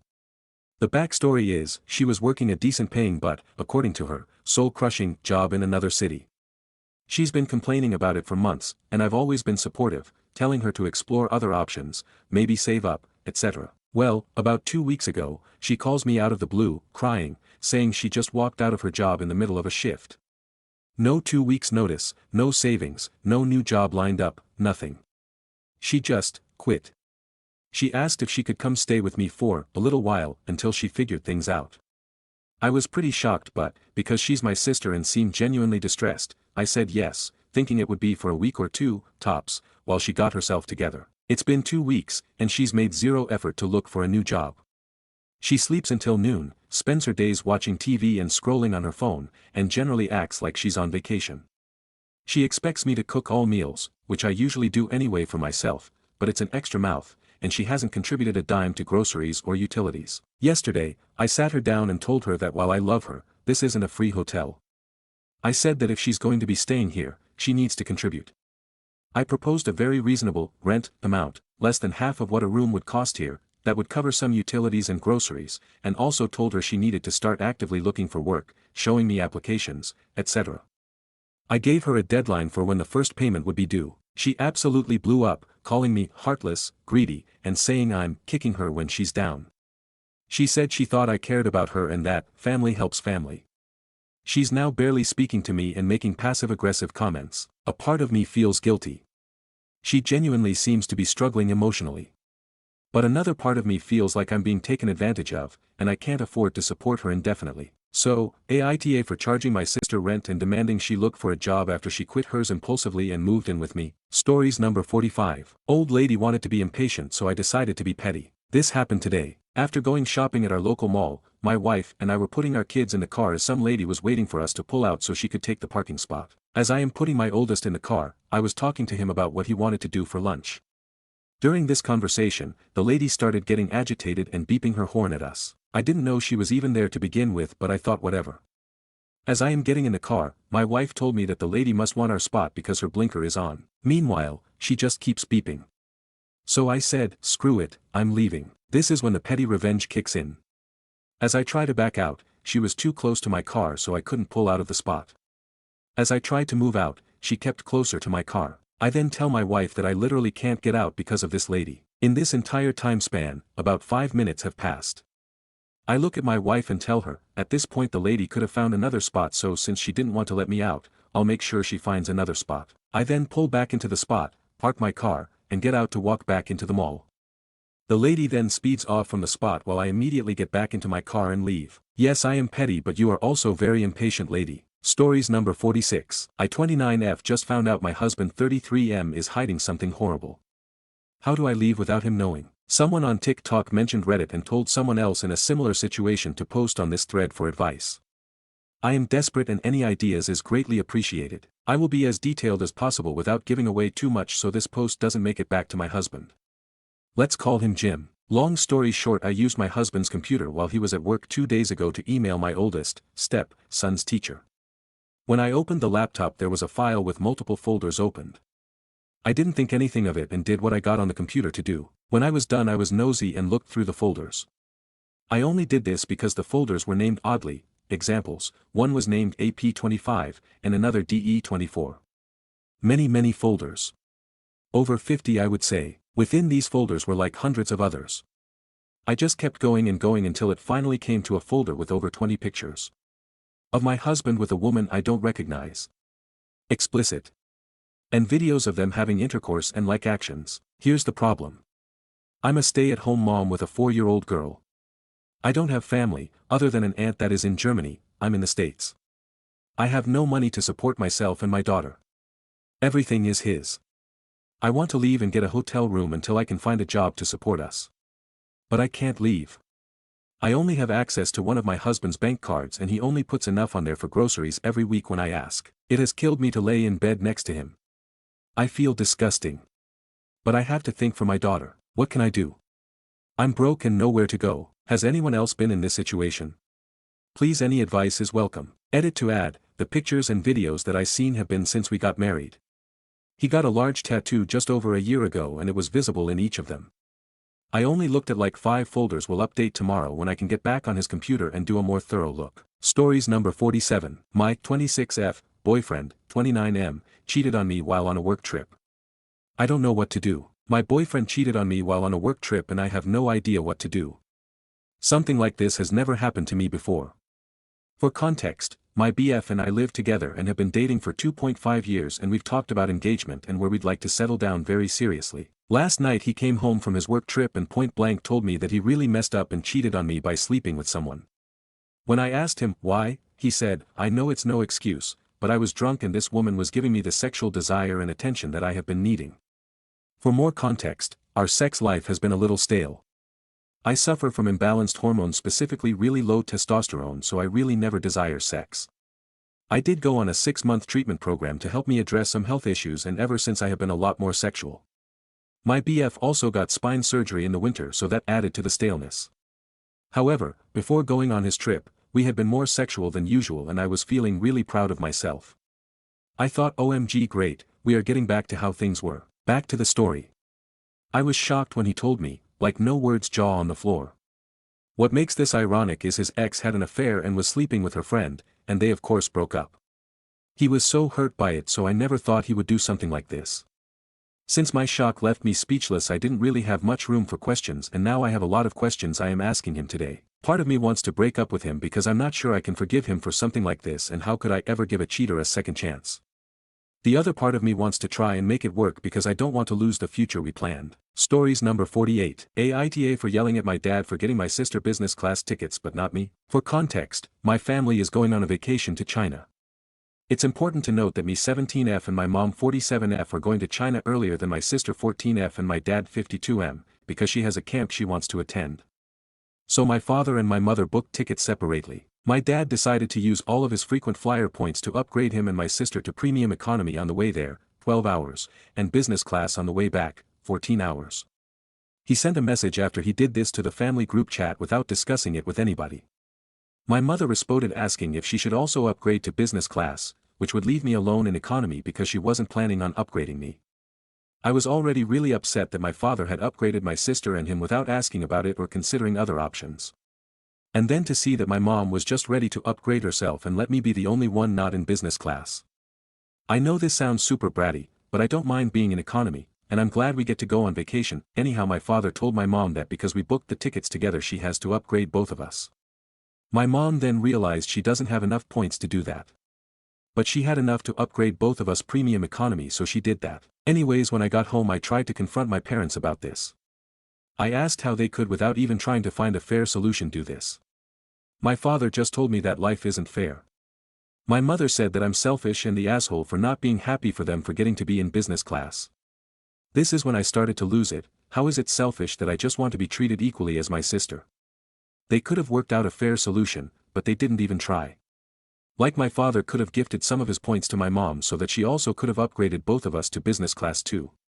In this case we would have all flown there in economy and back in business. I don't understand how they don't see how it's unfair that my sister and my father get upgraded for both ways, and they wouldn't have even upgraded me if my mother wasn't forced to. I don't get how they could tell me I'm selfish for not being happy when they would have upgraded everyone but me without a second thought. I told them that it's bad parenting giving another child so much more, and just stating the other child should be happy about it. Even my sister agreed with me, stating that their behavior was rude. I think my parents can use their points on themselves cause it's their money, and I wouldn't mind if they only upgraded themselves. It's just the fact that they have 2 children and they would leave the other one out when there were other solutions. Also, I'm actually not jealous about my sister, I'm just hurt they wouldn't try to work out a solution. This truly isn't about me complaining about being in economy, I don't care about that. I'm just sad they would treat us differently. Am I being dramatic here? Am I the asshole for yelling at my parents? For clarity, cause I wrote it wrong at first, my father and my sister are flying premium economy there and business back, my mom and I are flying economy there and premium economy back. We're going there with different flights, but back on the same flight. And I forgot to mention, if it's important, but this is a family trip and I'm half Chinese, so we go to China every year or every other year to visit relatives. The solution that they could have done, my father gifts my mom points so that she can upgrade us to business, this way both fly there with economy and back with business. Also about the yelling, I did approach my parents calmly to ask about it. It was after they called me selfish that I started to raise my voice. They did too. Many people have noted I get to go on vacation earlier. But I'll make something clear, my sister doesn't like China that much, she doesn't like big cities. She wouldn't go if it wasn't for seeing relatives. Update, me and my sister came up with the solution, my sister and my mom are gonna swap seats on the way back. This way my sister is still gonna be in premium economy on the way there and I won't, but at least it'll be more fair this way. I still feel a bit upset with my parents for not putting in the effort to think of this themselves, but I'll get over it. I'm glad that my sister sided with me, which I knew she would, cause I would have done the same for her. Stories number 49. You're going to save money by making it harder to file expense reports. Game on. First time posting a story here, so hopefully I don't break any rules. At my previous employer, I had to attend a lot of meetings around town and also go to a few events out of county. When I started, they had a pretty flexible policy where you could accept a monthly allowance of about $40 to cover your mileage, or, if you were taking a lot of trips, you could submit expense reports and get the standard IRS allowable mileage reimbursement. I hate expense reports, so most of the time just took the $40 and called it even, despite the possibility that I might have made a few extra dollars by doing the longer expense report. New HR manager is hired and she decided it would save a bunch of money if we cut out the monthly allowance for the sales team and made us file for expenses for every trip. Again, since I hate expense reports, I usually just ate the cost and only filed for trips where I would receive $20 or more. New HR lady notices that a lot of us are just donating the value of trips under $20-ish, so she figures maybe we start donating more if the expense report becomes more arduous. Her brilliant idea, require extra documentation, like printing a Google Maps for each trip, and adding extra details to each report. Mind you, this means she needed to hire an extra clerk to manage all this extra paperwork. But then she thought she'd be even more clever and start rejecting our reports if we didn't print a map for getting to the destination and a separate one for the return trip. Wow, okay, game on. I started using a very old map website, like MapQuest, and I would create one for every trip, even the 3-mile round trip to one of our other offices just up the road. I saved a file for each of the regular visits so I could just pull them up and print one out. But even better, I didn't just print the page with the map but the 5 or 6 pages, each way, that were filled with advertisements for gas stations, fast food, hotels, etc. By using these, I could submit a report for $3 reimbursement in seconds, but it meant printing about 10 to 15 pages each time. And yes, they ended up averaging more like $60 a month in reimbursement to me after that. And they added another part-timer to help sort and file all the paperwork. I'd like to say I outlived this idiot at the company, but sad to say she's still there, and still costing them tons of money in wasted time and resources, meanwhile killing the culture and any morale we ever created. But at least I made her life miserable. My parting gift was to share my MapQuest files with everyone on the sales team so they could bury her in paperwork. Stories number 50. Neighbors, Christian, contractor doesn't like my music. Jen Zur here, edit, Jen Zur. Thanks for pointing out the typo everyone. I grew up in the 80s listening to post-punk, new wave, goth, new romantics, all the alternative bands from the UK, US, Canada. A lot of it is in minor key, heavy on the bass and drums, wailing synths, crusty, distorted guitars. You get the picture. Today, Sunday, at around 10 a.m. I went out to the backyard with my Bluetooth speaker, a book and a coffee to enjoy a beautiful spring morning. I placed my speaker on the table next to me, queued up my favorite playlist, settled in, and started to read. My next-door neighbors, with whom I have a very friendly and positive relationship, hired a contractor to replace their gutters. This contractor is, apparently, a family friend as he arrived on Friday and stayed for the weekend. They had a couple of nice evenings in the backyard, grilling up steaks and ribs, having drinks, and swimming. I should also mention that they are evangelical Christians only because it is relevant to what happened next. I have nothing against them. I myself am Catholic and fully respect others' religious beliefs. My neighbors left early to attend their regular Sunday church service, leaving the contractor, his wife assistant and teenage daughter to finish the work on the gutters. As it happened, they were working just over the fence from me, maybe 10 meters away. My speaker, not particularly loud as it was right next to my head, began playing a song by The Cure, The Walk, IYKYK. Unexpectedly, I heard a voice. Excuse me. I looked over at the fence to see a man's looking at me. Hey, how are you? I said. Great job on the eaves troughs, the Canadian word for gutter. Yeah, thanks, he said. Listen, can you turn that music off? What? I didn't think it was very loud, sorry, I said, taken aback. No, it's the music we don't appreciate, that godless music. It's all about death and violence, he said. I was speechless. I gawped at him for another moment. The song was still playing, heading into the final chords. Look, I'm not trying to be a jerk. That music doesn't go with my Christian beliefs and I don't want to hear it or my daughter listening to it, he said. Neither his wife nor daughter were nearby. Well, sorry, but I'm in my yard listening to my music. There's no rule against that unless it's after 11 p.m., I said. I'm sorry you don't like it, but that's not my problem. Life During Wartime started playing, as poppy and danceable a tune as ever came out of the 80s. It's Sunday and like I said, it is seriously against my Christian beliefs to listen to that music, he said. Well, again, I'm sorry you don't like it, but it's my business what I do in my yard, I said. If you don't like it, put in earplugs or something. You're not being very Christian, he snapped. I shouldn't have to listen to it, especially on a Sunday. Then he quoted something from the Bible about the wicked and God making them cry and gnash their teeth. I looked at him for a long moment, then shook my head. Whatever happened to honor the Sabbath and keep it holy? I said. Shouldn't you not be working today? He grew visibly angry at this and yelled something about the Lord's wrath. Look, I said, this is ridiculous. If you don't want to hear it, go work on the other side of the house or put in earplugs or something. I'm trying to enjoy my book. I turned away at this point and left him standing there, presumably glaring at me over the fence. I was secretly a little worried he would throw a tool at me or something, but I kept my profile to him and waited him out. Finally he snarled and walked off. I heard the ladder clanking as he took it down and went to the other side of the house out of earshot. He worked for the rest of the morning. When I returned from my afternoon walk around 2 p.m. his truck and trailer were gone. I haven't heard from my neighbors and don't intend to bring it up with them, but he did a great job on the gutters. Stories number 51. I lied on my resume and it changed my life. I was jobless, depressed, and running out of time. One night, out of pure desperation, I added a fake degree to my resume. Just a little stretch. A bachelor's from a local university I never finished. They hired me. That was 4 years ago. I worked my ass off. I've been promoted twice. I manage a team now. Nobody's ever questioned it. And honestly, I don't think I could have gotten this job otherwise. I had the skills, I just didn't have the paper to prove it. I live with this constant anxiety that it'll all come crashing down. But I also know that I was always capable. I just needed someone to believe in me, so yeah. I lied, but I became the person I was pretending to be, and I don't regret it not one bit. Stories number 52. Entitled Mom shamed me for not giving her my graduation tickets. I, 22F, just graduated college last month. Due to limited space, each student was only given 4 tickets. Naturally, mine went to my parents, sister, and grandma. The day before the ceremony, a friend's mom, who I barely know, messaged me on Facebook. She said, "Hey, I heard you're not inviting a boyfriend or partner. Could I have one of your extra tickets? My daughter is only allowed 2 guests." I explained, very nicely, that all my tickets were accounted for. She replied, "It's really selfish not to share. You're young, you'll graduate again, but this might be her only time."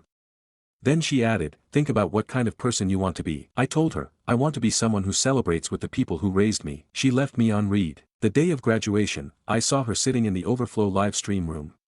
I guess no one else gave up their tickets either. Stories number 53. My sister's wedding is ruining my family. My older sister, Amy, is getting married a week from today, and the past 6 months have been hell. Amy expects our family and her future in-laws to bow to the ground and do absolutely everything for this wedding. Our grandparents and her haven't always had the best relationship. Amy only calls or checks in when she needs money or wants them to get something for the wedding. Amy and our other sister, Olivia, have never gotten along. Olivia and her son were gonna attend the wedding until about 3 weeks ago, when Olivia had to cancel because of pregnancy complications. Amy absolutely lost it and screamed at my mom and I about how fucked up our family is and how she doesn't feel a part of it. 2 weeks ago, Amy asked my mom to pay for the desserts for the wedding, and I came up with a whole list of options and ideas that I thought would be good for Amy and just the overall wedding. On the phone with our mother today, she disregarded the whole thing after saying she loved it last week and just asked my mom for the money so her and fiancé could do it all. Our grandparents have put in at least $40K for this wedding and she isn't grateful or appreciating it all. I truthfully can't wait for this wedding to be over and have Amy go back to avoiding our family. Stories number 54. Aita for telling my dad I don't want to hear anything about my stepmom unless it's her being dead. So really simplified context and backstory. So I, 29M, used to live with my dad, 59M, when I grew up in the woods, and when I was 13 he got together with a woman we are gonna call Owl, pun for my language, cause she was always unhappy.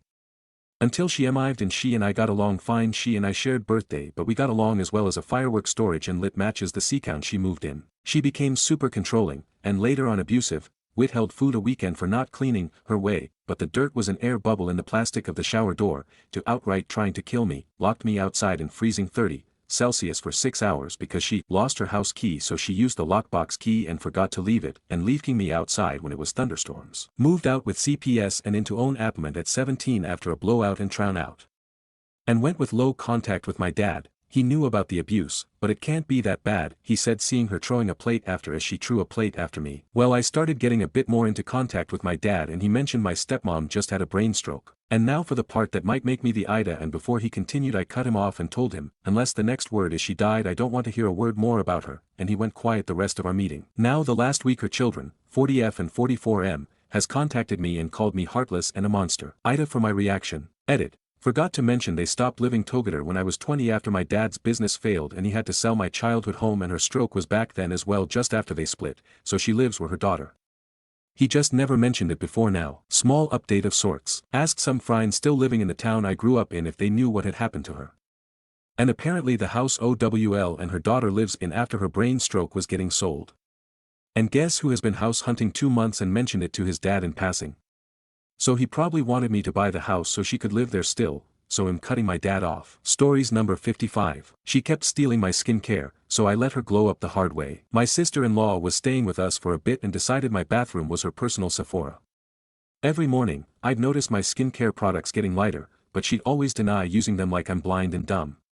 So I swapped out the label on a nearly serum bottle with a similar looking one I use for my keratosis, super strong, smells fine, burns like hell if misused. Next morning, she's blotchy, orange tinted, and low-key panicking in the mirror.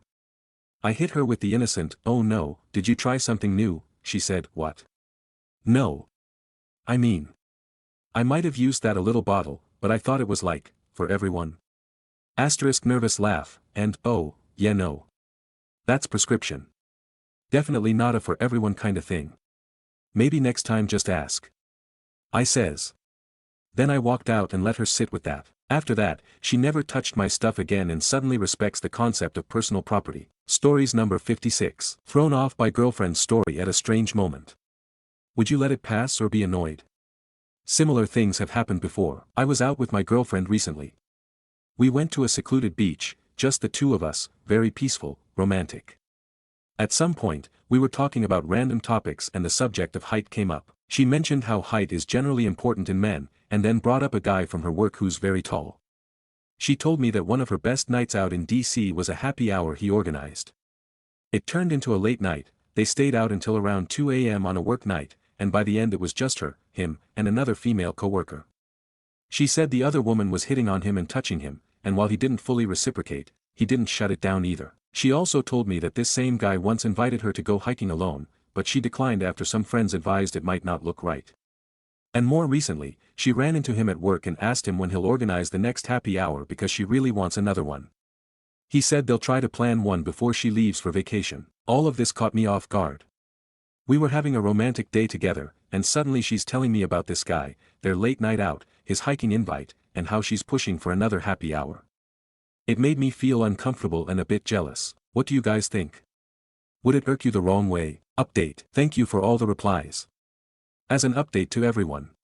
I am not sure how much she fantasized about him, apparently he is very tall, he came up in the height conversation. I suggested we move on from the beach after that whole conversation, maybe we were at the beach less than 1 hour, probably around 30 minutes. I told her directly how I felt, in person in more detail by text. Her response is that she can't control what others do and she can only control herself. That's all. Seemed kind of curt to me. We have been dating about 3 months, and it seems she is very into me. But these things happen like above and it throws me off. She has said other things to me in the past which seem, at least to me, like they are blatantly something someone would get annoyed by. So I start second-guessing myself. Am I overreacting to what happened at the beach? Is she just sharing something in her life experiences, loosely related to whatever we are talking about? To be honest, I think the comments about her cheating or that something already happened are a bit extreme. But I still find the comment strange to bring it up at that time. Stories number 57. AIO for reporting my coworker after he snarked that my husband might not like that my boobs got smaller. I've lost weight primarily because of an illness and have been much skinnier for a long time. One of my coworkers has been making comments that he calls jokes to me. He said things like to be careful outside so I don't get blown away. He said to me, how do you carry anything with those twig arms of yours? He's been telling me to eat more and to lose the diet so I don't start fainting on the team. I started getting more self-conscious and these have weighed negatively on me. He's always just framed these as jokes and when I talked to him he told me to lighten up so that people want to work with me. The last straw was when he was talking to me early in the morning with just us and joked that my husband must miss me and motioned to his chest and said they're not the same. Like what? I had enough and I reported him later. Now he barely talks to me. My other coworkers are being cold to me. One of them said I'm making a big deal out of nothing and told me to chill out. I didn't appreciate his jokes. Did I overreact? AIO.